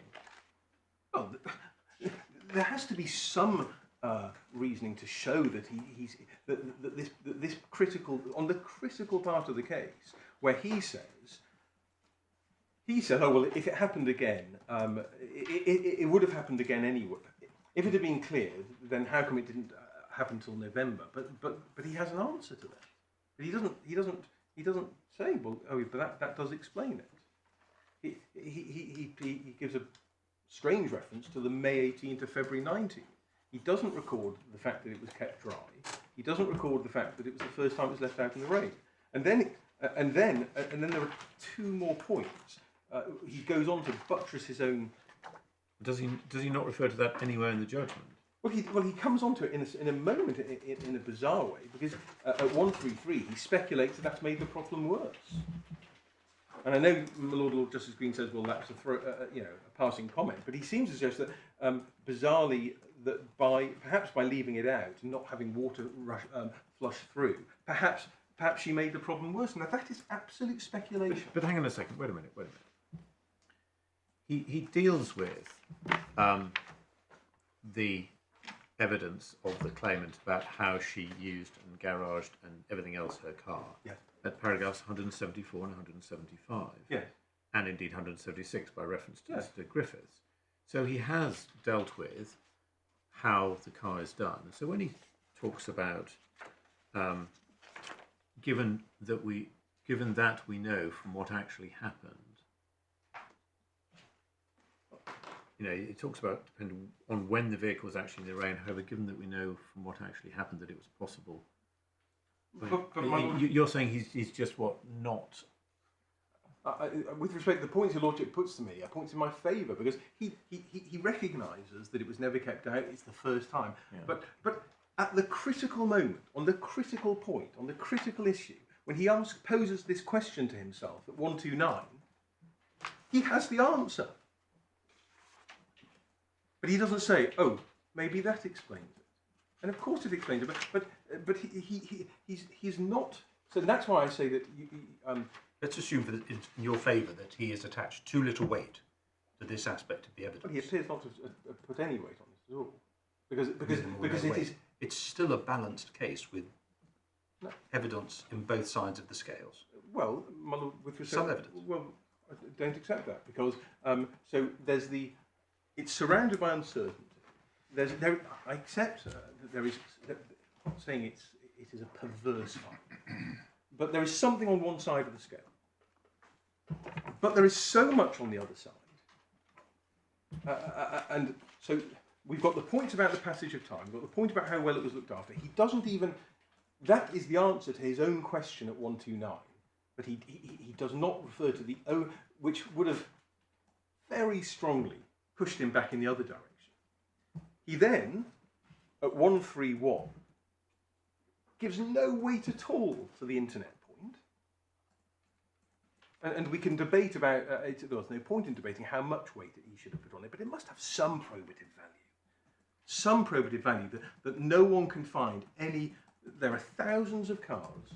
This is Lord Justice Mayall's instinctive reaction. Thousands of cars. And no one's come up with, this isn't known to be a thing. And he just says, well, that's neutral because maybe Mercedes hide it. But that's not the point. It's not the point about what Mercedes do. It's the fact that people, the punters, put on car forums about this issue. My car's blocked, so's mine. I've got this issue. Nothing at all. And he just says, oh, well, that's neutral. And then at 132, seeking to answer the conundrum that he'd asked himself at 129, at 133, he just speculates the wrong way and said, well, maybe they made the problem worse for themselves. But there was no evidential basis for that. And it may have been a throwaway comment, but 133, he puts forward as an answer to the conundrum that he poses at 129. And he misses out all the important answers. Like, it's obvious. He says, well, why didn't it happen again until November? Because you didn't drive it. Because this was the first time it was left out in the rain. Is this right? You say that explanation given at the end of 133 is not one that was found in the expert evidence? No. He says it might contribute because the vehicle would not in ordinary conditions where there was water around to wash through any debris. There's no evidence of that at all. It's also counterintuitive because I think the evidence is that there's a rubber membrane at the bottom. So I'm not sure that water... the rubber membrane's at the top, isn't it? No, there's a grill at the top. But I think it's a grill at the top and there's a rubber membrane at the bottom, which I have to say, which I was confused about. But it must be... It's described as a rubber diaphragm. Yeah. Oh, there you go. So it's a rubber diaphragm. So you wouldn't expect the water to... It would be... The judge made a finding, I should say, that it can only be cleared on a service. And so not only was it speculation here, it's wrong what he says, because the finding is that if there's a rubber diaphragm, debris and pine cones can't go through a rubber diaphragm. So not only is it speculation, he's just wrong at 133. But he's using that to answer the conundrum. So what we end up with is, I do say, very weak evidence. There is just about enough on the face of it. If we didn't have everything else on the other side of the scales, of course you can assume that people do things, but there's so much evidence the other way. We do say that that finding, it's contrary to all of the evidence. It's contrary. I see you're also thinking it's not persuaded, but it's contrary. It's contrary to. I think I would say that's putting it very high. Well. First of all, I have to, but second of all, I don't shirk from doing that, because all there was the fact that we're entitled to assume that people do their job properly. No, it's more than that. There is that which comes from the fact that it's on the spec of things that ought to be done. And the man at the there's front the desk notice, all right, but there's no. It might or might not have been passed on, but we don't know that it was. We don't know. And we've got the reference to Service B, Yeah. which normally is the routine inspection, which would cover the things that ought to be covered. So it's not that weak. There are deficiencies in it, because we don't know for certain what was and what wasn't within B, or whether it was carried out. But there are reasonable inferences that can be drawn from it, and then you've got evidence on the other side. So yes. So maybe I put it too high in terms of what the evidence in favour was. When I say it's incredibly weak, I'm really referring to when you weigh it up against everything else, everything else there is. And this was squarely an issue. No one called any evidence. We've seen the claimant's evidence. She complained to look as it was their fault. They decided that this was a distraction and that they didn't need to put anything in on it, because they said, well, it doesn't matter because there was a problem in February and April, so we win anyway. Well, what if they had called someone from Lookers, who no doubt would have to look at the material, the documents? It's very unlikely somebody would have a specific memory of back in time as to what was specifically done on this vehicle. They'd look at the record and they'd say, we did Service B. And Service B includes this. I'm sure we would have done it, because we always do our job properly. What would that have added? Well, that would have been more evidence. But with respect, I'm not sure that's right. First of all, because it was the shorter trial schemes, this all happened with a pretty quick period of time. Yeah.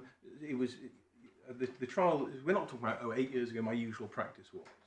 So they may well have said I remember that there was because this was a car which there were lots of teething problems with it, and it had been. Well, if it's your case that it wasn't serviced properly, you could have called the person from Lookers.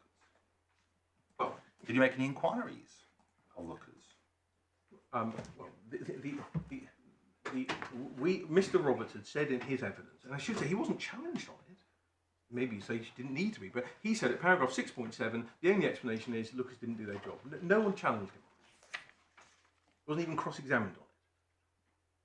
But that was his case. That's what he said. That was the only explanation we had, and that was the only issue between anyone. He wasn't cross-examined. You're right. We could have called someone, but we had. The point was out there. Can we just have a quick look at that? Do we have that evidence? 6.7. Yes. Yes. And we've seen the joint statement. Yes. No. In the judgment. Is that? I wanted to show you. But I skipped over. I didn't want to take another step towards the wicket, but it's supplemental bundle, page 78. And I do wish to emphasise that this report was pre-pleadings or mid-pleadings, because it's referred to in the reply. The other side expressly, we don't. I can't say we refer to 6.7, but various paragraphs 6.5, 6.9, 6.10 are referred to in the pleadings. That's in the reply. But you start at Lord at 65. Sorry, 6.5 at paragraph page 78.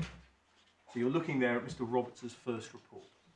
It's dated, I think, August 2020. So at 6.5, he says that it's because of the accumulation in the drain pipe. He then refers at 6.6 to the letter before action, and the letter before action refers to the February misting, the issues in April and February. And over the page, at 6.7, he says it's shown in the provided service history that Mercedes carried out a service. At this point, Mercedes Shrewsbury evidently failed to investigate or successfully identify and repair the reasons for the water ingress to the vehicle interior and boot, reported them on 24th of February and 29th of April. And then dropping down the page at 6.11, the final paragraph, at 6.11, as such, I don't consider the drainage system as a poor design. It's susceptible to blockage with a combination of debris and failure to examine and clear the bottom of the drain at an annual service. And then finally at page 82 of the bundle, he repeats the point at 7.4.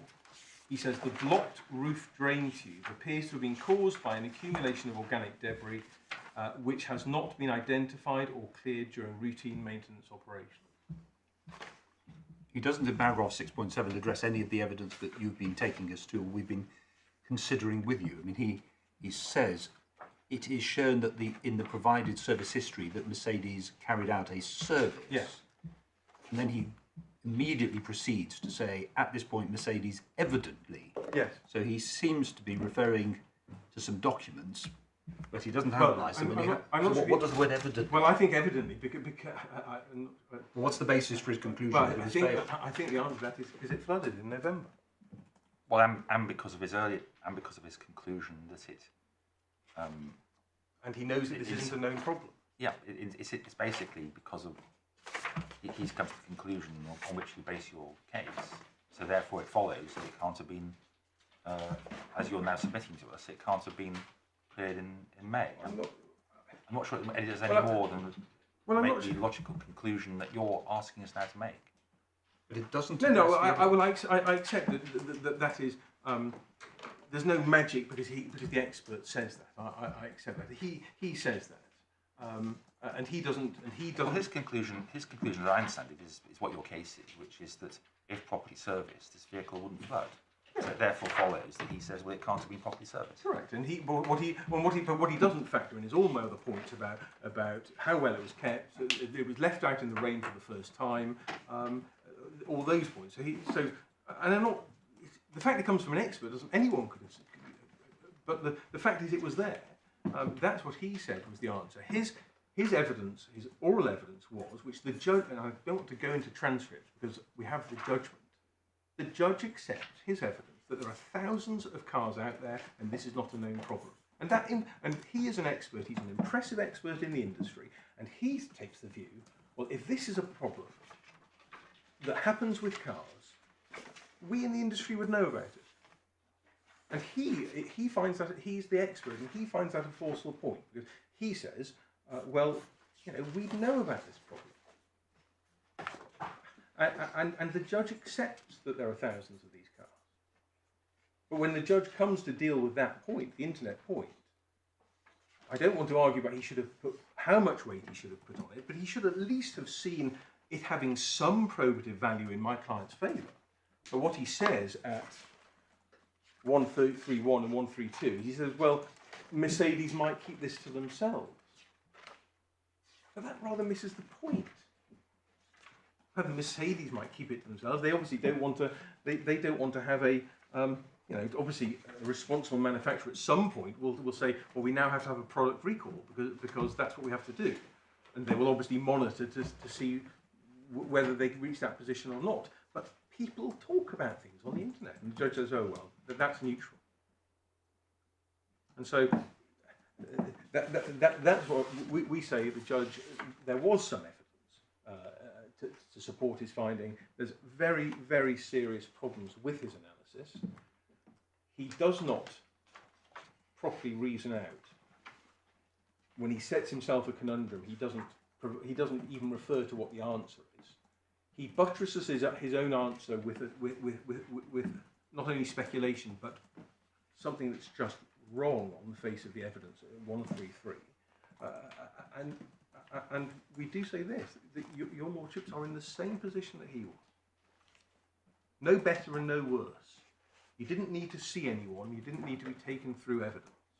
You didn't need to look at demeanour. This is exactly what happened in Daytech in the House of Lords, where the Court of Appeal overturned the trial judge on, I think, whether and this is in the bundle, whether some packages had been stolen, whether there was willful default, and whether packages had been stolen. And the trial judge said that the packages hadn't been stolen, and I think Justice David Richards on appeal overturned that finding and said that on the findings you've reached the wrong conclusion. And Lord Mance, with whom all the other judges agreed in Daytech, said that when you're talking about inferences, there are different considerations. And your Lordship can look at this and say, there's something gone really wrong with this judgment. It doesn't make sense. It literally doesn't make sense, because he hasn't weighed in the proper issues. He hasn't asked himself the right question. Well, he's asked the right question, but then he has the answer to the conundrum. And then just that doesn't feature at all. So he has ignored the critical part of the evidence. The critical part of the evidence is the leaving it out. It was kept incredibly well. It was barely driven. When it was taken out, she made a point of not taking it out in the rain. And then the first time it was left out in the rain is when the problem happened. Now that answers the question. How is it that it didn't happen until November? But you don't see that anywhere at 130, 131. And so our submission is that finding cannot stand. It doesn't make sense. We understand. So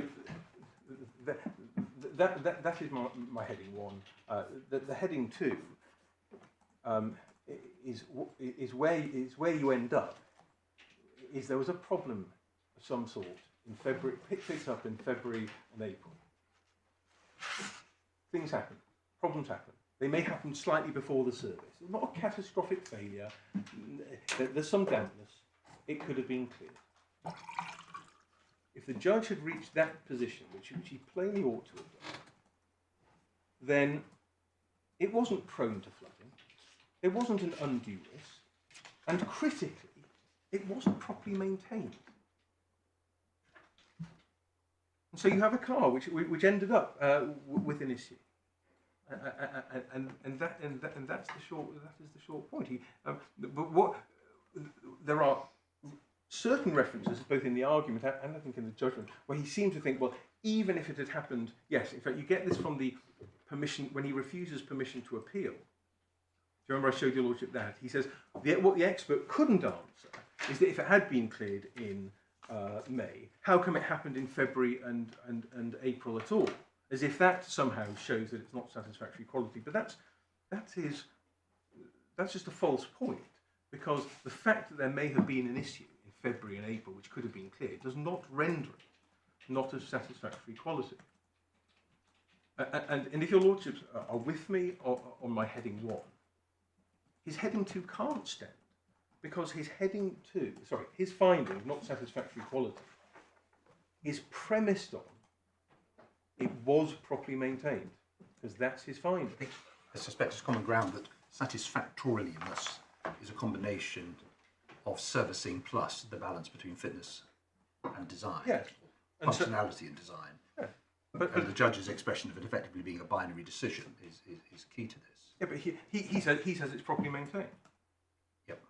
And if it wasn't properly maintained, then the only other alternative in the binary equation is inherent defect. It's not. There's not an undue risk. It's not prone to flooding. No. But that's your attack is on that first limb. I'll just turn my back for a moment.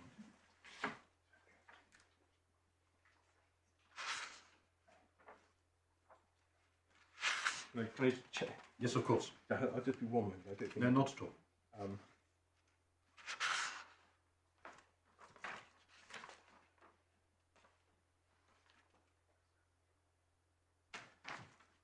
Yes, the reference to hundreds of thousands of cars, which was is in the transcripts. It's in the second supplemental bundle, page 216 at the bottom. Mr. Roberts said hundreds of thousands.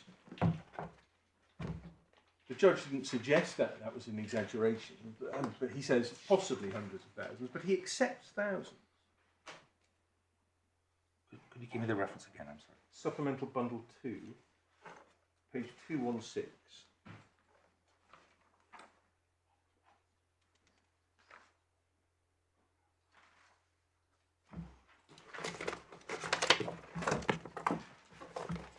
The only other point, I mean, I've touched on this already. I don't think it much turns on it, but there is the point. He does factor in Occam's razor, and he says apart from in addition to Occam's razor, but Occam's razor doesn't help him on this point.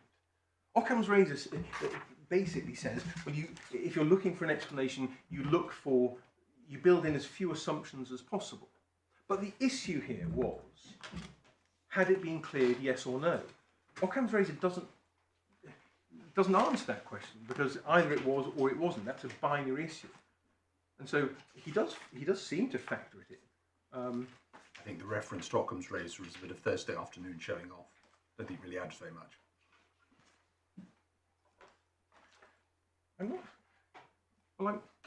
I'm not sure about that, only because I thought at first that he didn't mean Occam's razor, and that he actually meant, I thought, Morton's fault, but actually it is Occam. He does mean Occam's razor, but it's a misapplication of Occam's razor, because I can tell you we're all going to be on the internet over lunch looking at Occam's razor. I could probably send your lordship some links to it, but I think he does mean Occam's razor, but he's wrong, because he said Occam's razor basically says you don't overcomplicate things. So he's right about that, but in general, that could be at play, but it's not at play here, because the issue is, was it serviced, yes or no? And Occam's razor can't help you to answer that question. And I will sit down with this, but I do appreciate that you might think it's a bootstrapped argument, but as my Lord Justice Snowden said to me, it's the dog that doesn't bark. We know from the fact that it eventually did flood in November, even though there was almost no use. It's very powerful evidence that it hadn't been cleared. Yep, we've got that. Unless I don't know if I've been any assistance, but unless I can assist further. Thank you very much indeed.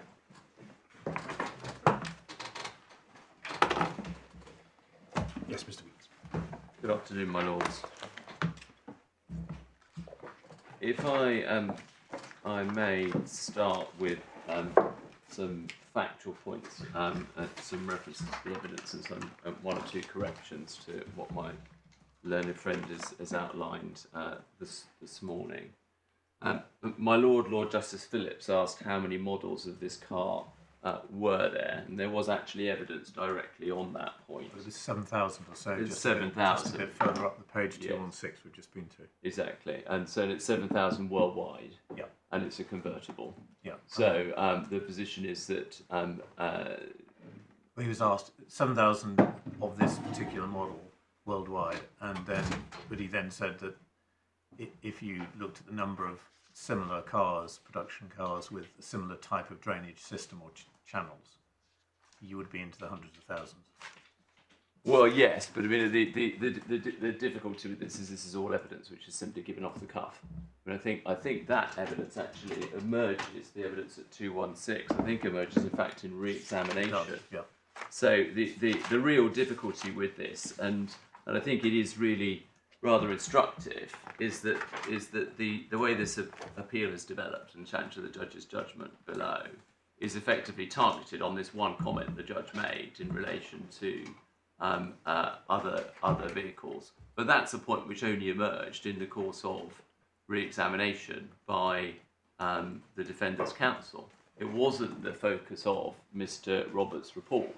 His report was simply concerned with the analysis and investigation of this car, which essentially was conducted by him visiting the car and conducting a physical inspection of it and looking at some photographs of the car. And also what he says in his own evidence when cross-examined is that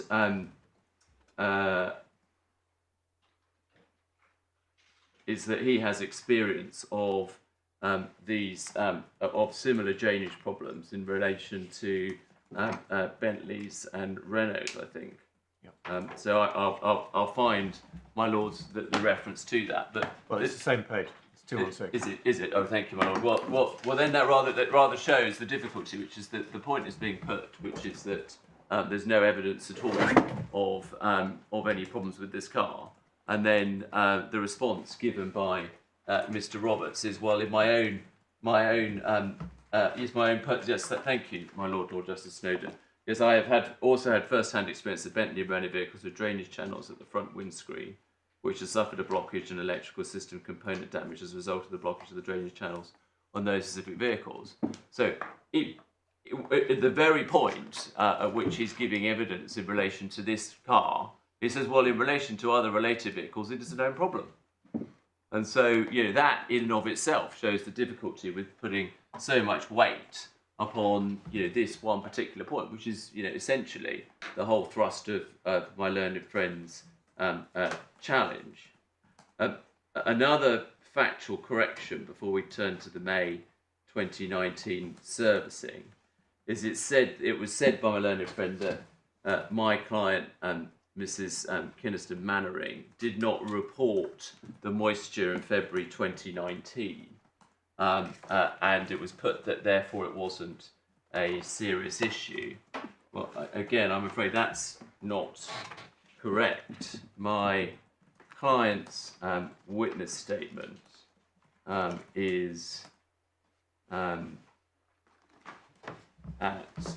in bundle number 1, supplemental bundle number 1, tab 19. And her evidence in relation to the water ingress in February appears on page 137.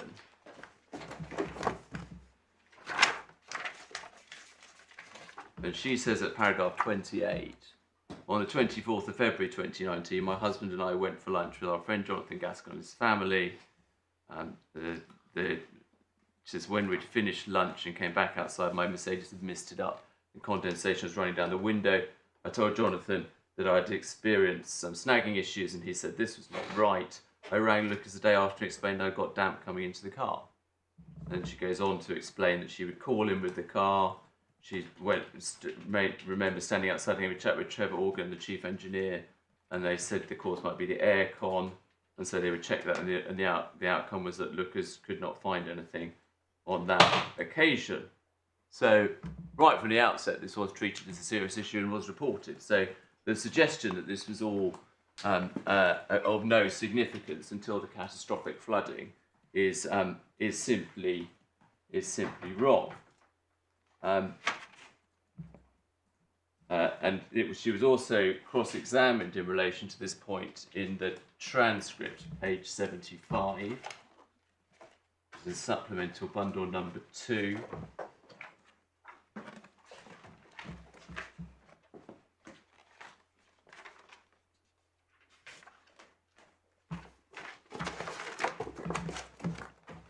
And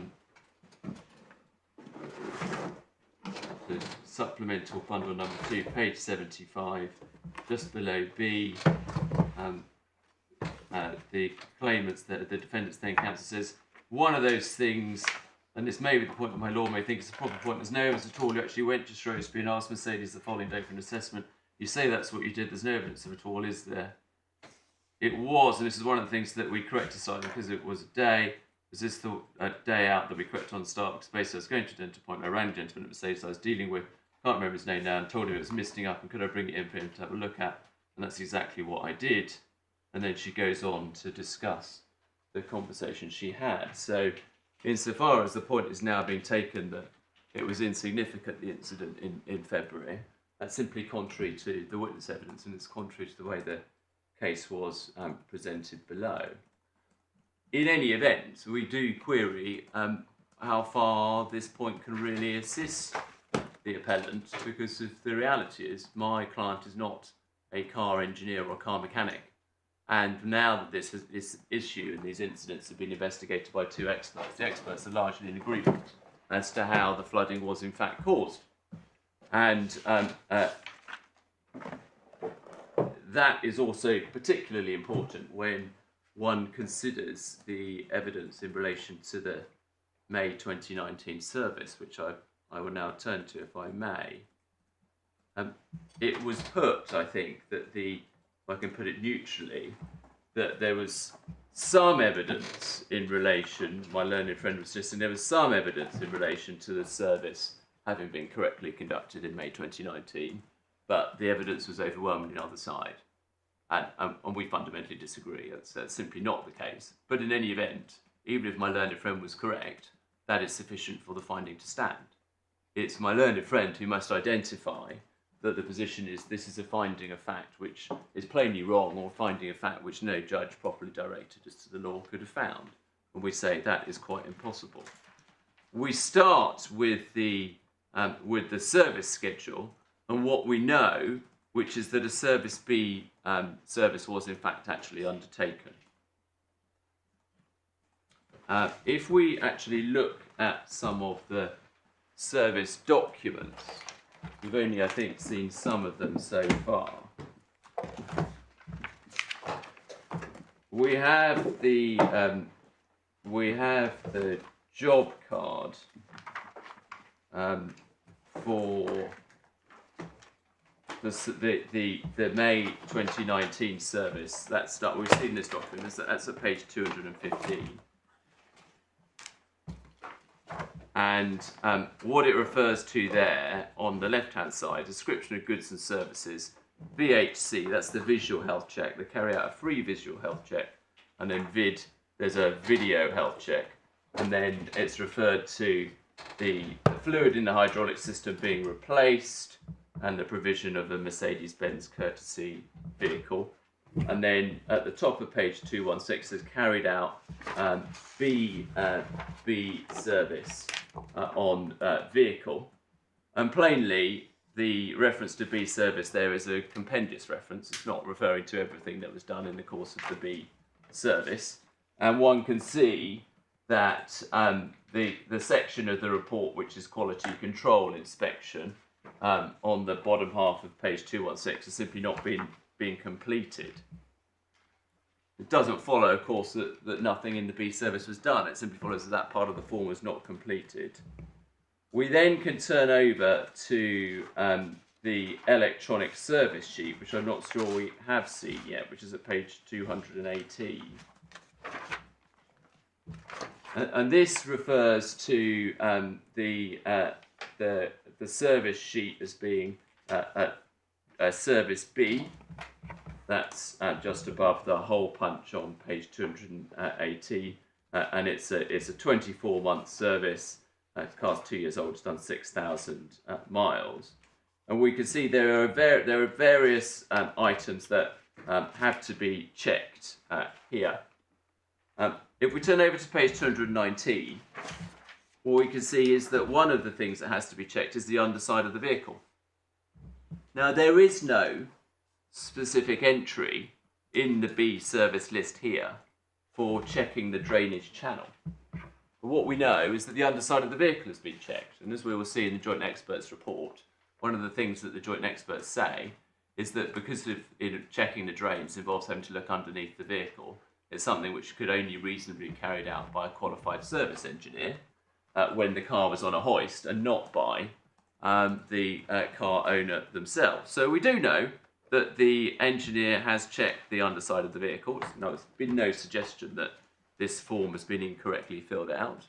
So therefore, the appellant is left with a rather surprising proposition that have to suggest that although the underside of the vehicle was in fact checked, nevertheless the underside of the vehicle was not checked as regards the drainage tubes, that the other checks are carried out but not the drainage tubes. And there would be no basis for that assertion at all.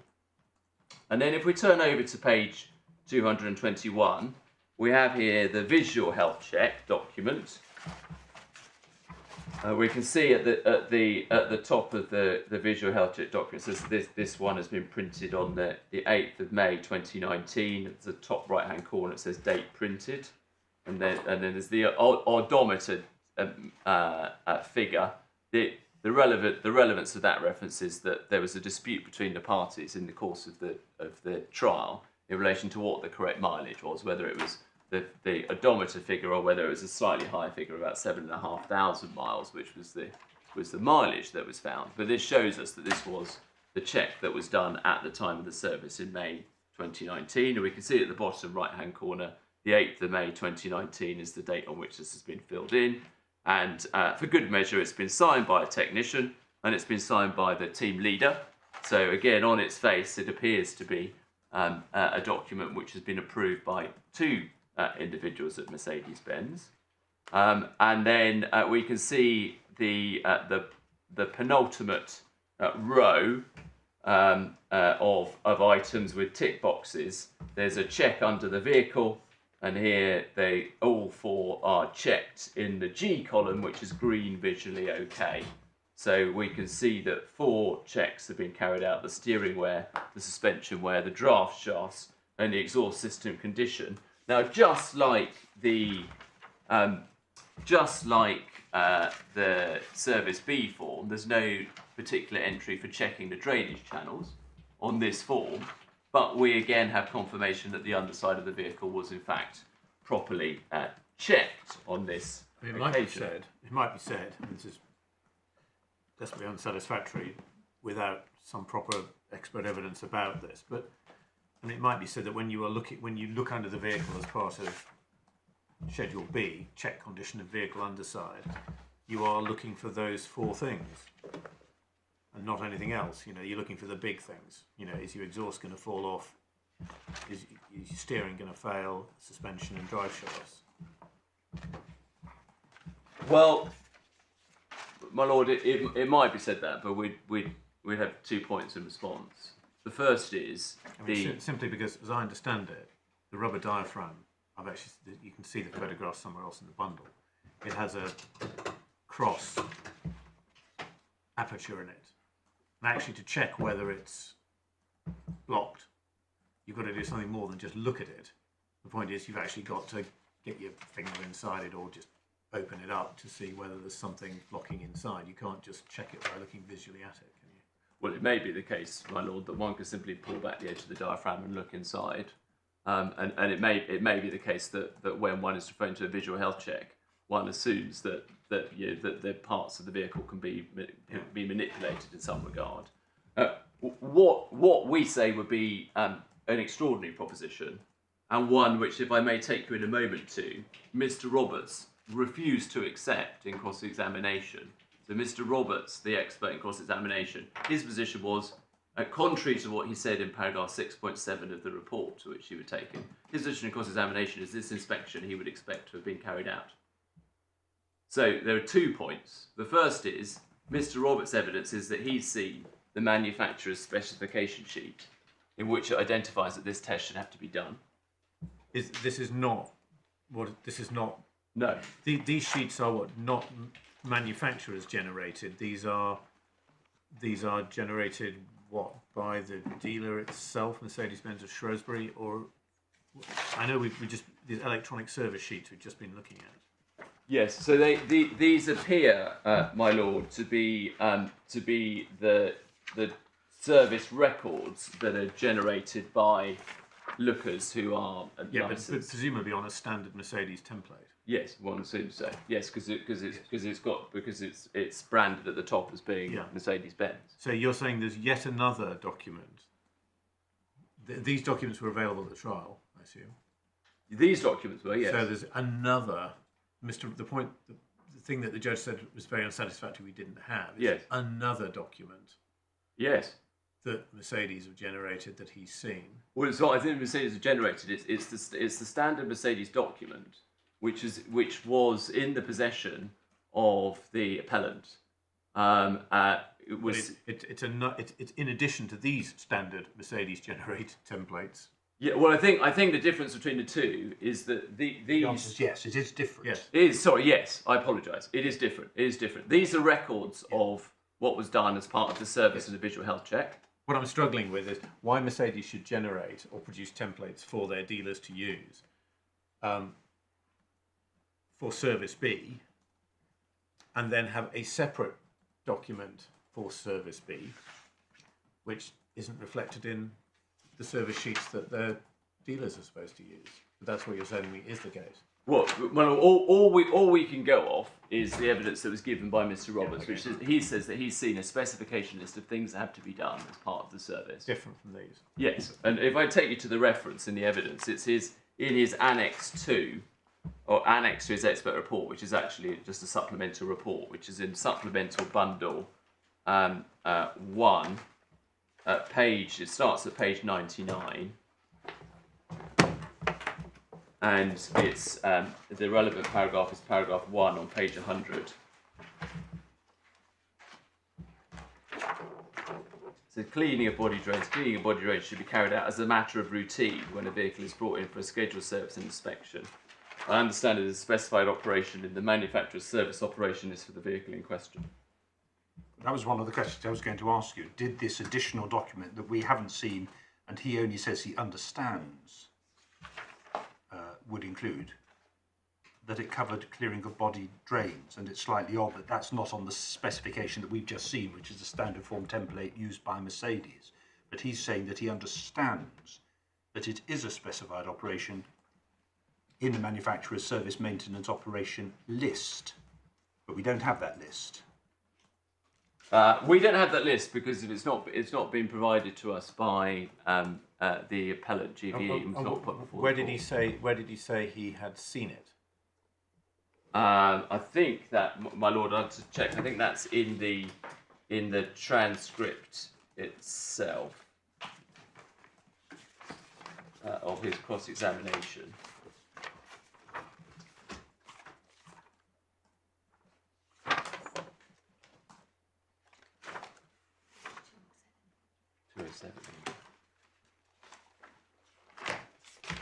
I mean, the way it was dealt with by the judge was to say that it was unsatisfactory that it hadn't been produced. But he said it's more likely than not that Mr. Roberts is right about it. Yes. So he therefore accepts Mr. Roberts' slightly unsatisfactory analysis and the absence of the document, but nonetheless concludes that on balance he's right. That there is something else which isn't reflected in the service sheets that are ticked.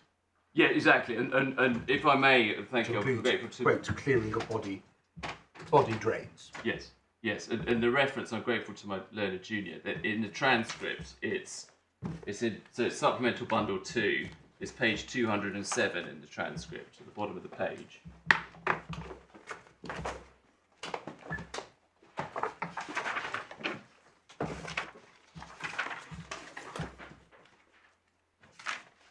It said, Mr. Roberts, just below F, I'd like to move on to a couple of other topics. You said that you understand that the clearing of body drains is a specified operation in manufacturer's specific service and maintenance operation is this vehicle. Do you recall that? Yes. Do you have that list? I was shown, and I found myself a reference to the clearing of body drains in a Mercedes document. I don't actually have the reference to that document, so no, I don't simply have the document referred to. Who showed it to you, can I ask? I was shown by my instructing solicitors. Right, and did you not ask for a copy that you could put with your report? No.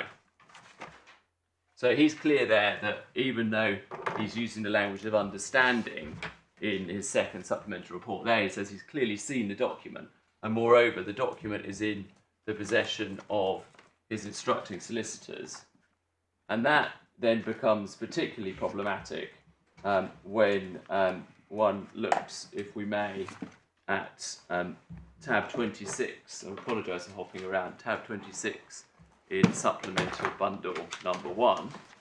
It's not put to him that the document doesn't exist.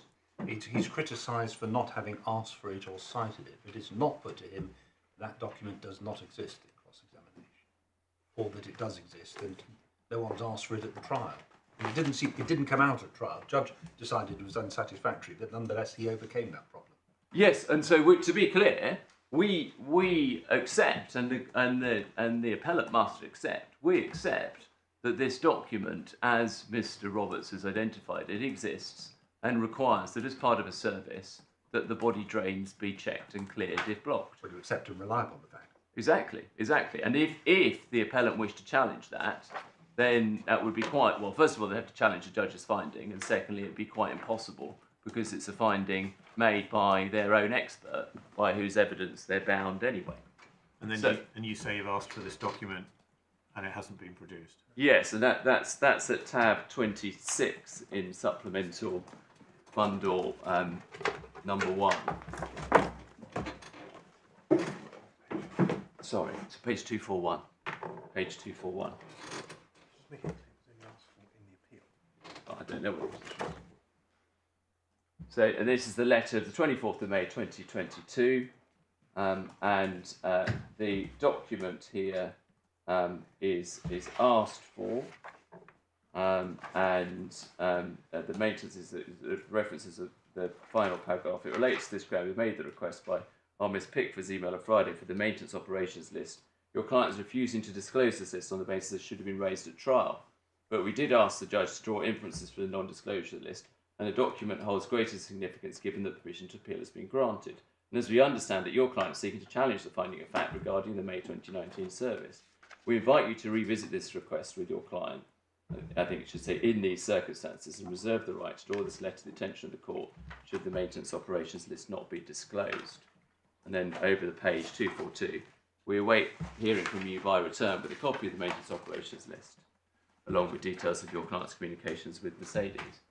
I'm told, rather surprisingly, but I'm told that no response to this letter was received at all. But there's never been a denial. There's no denial in the fact, anywhere in the box. There is no denial that as to its existence. No, that way. no, it That is wasn't. the position we're in at the moment. Yeah. So the position we're in at the moment is that the appellant's own expert says, I've seen this list. This list requires, as a part of the service, that the body drains be checked and cleared. The list was not produced to the court. My predecessor made some observations to the judge about how that affected the weight, if one can put it that way, that should attach to the expert's evidence. But that's not the relevant consideration for present purposes. No one ever suggested that the list didn't exist. It was simply being suggested that it wasn't being very helpful, Mr. Roberts, by not producing it. Yep. And we see his response was, my instructing solicitors had it, and it wasn't produced. So, for present purposes, there's a finding of fact by the judge accepting Mr. Roberts' evidence. That is unchallenged. It was not challenged below. It's not challenged on appeal. And that finding is fairly decisive, we say, of the question as to whether or not lookers, on behalf of Mercedes-Benz, properly carried out the service in May 2019. It's not conclusive, but it sets up that it was part of the system that one would have expected a Mercedes dealer to carry out under Service B. Yes. That's quite right, my lord. And I'm conscious of the time. Yes. Yes, indeed. 5+2. Thank you.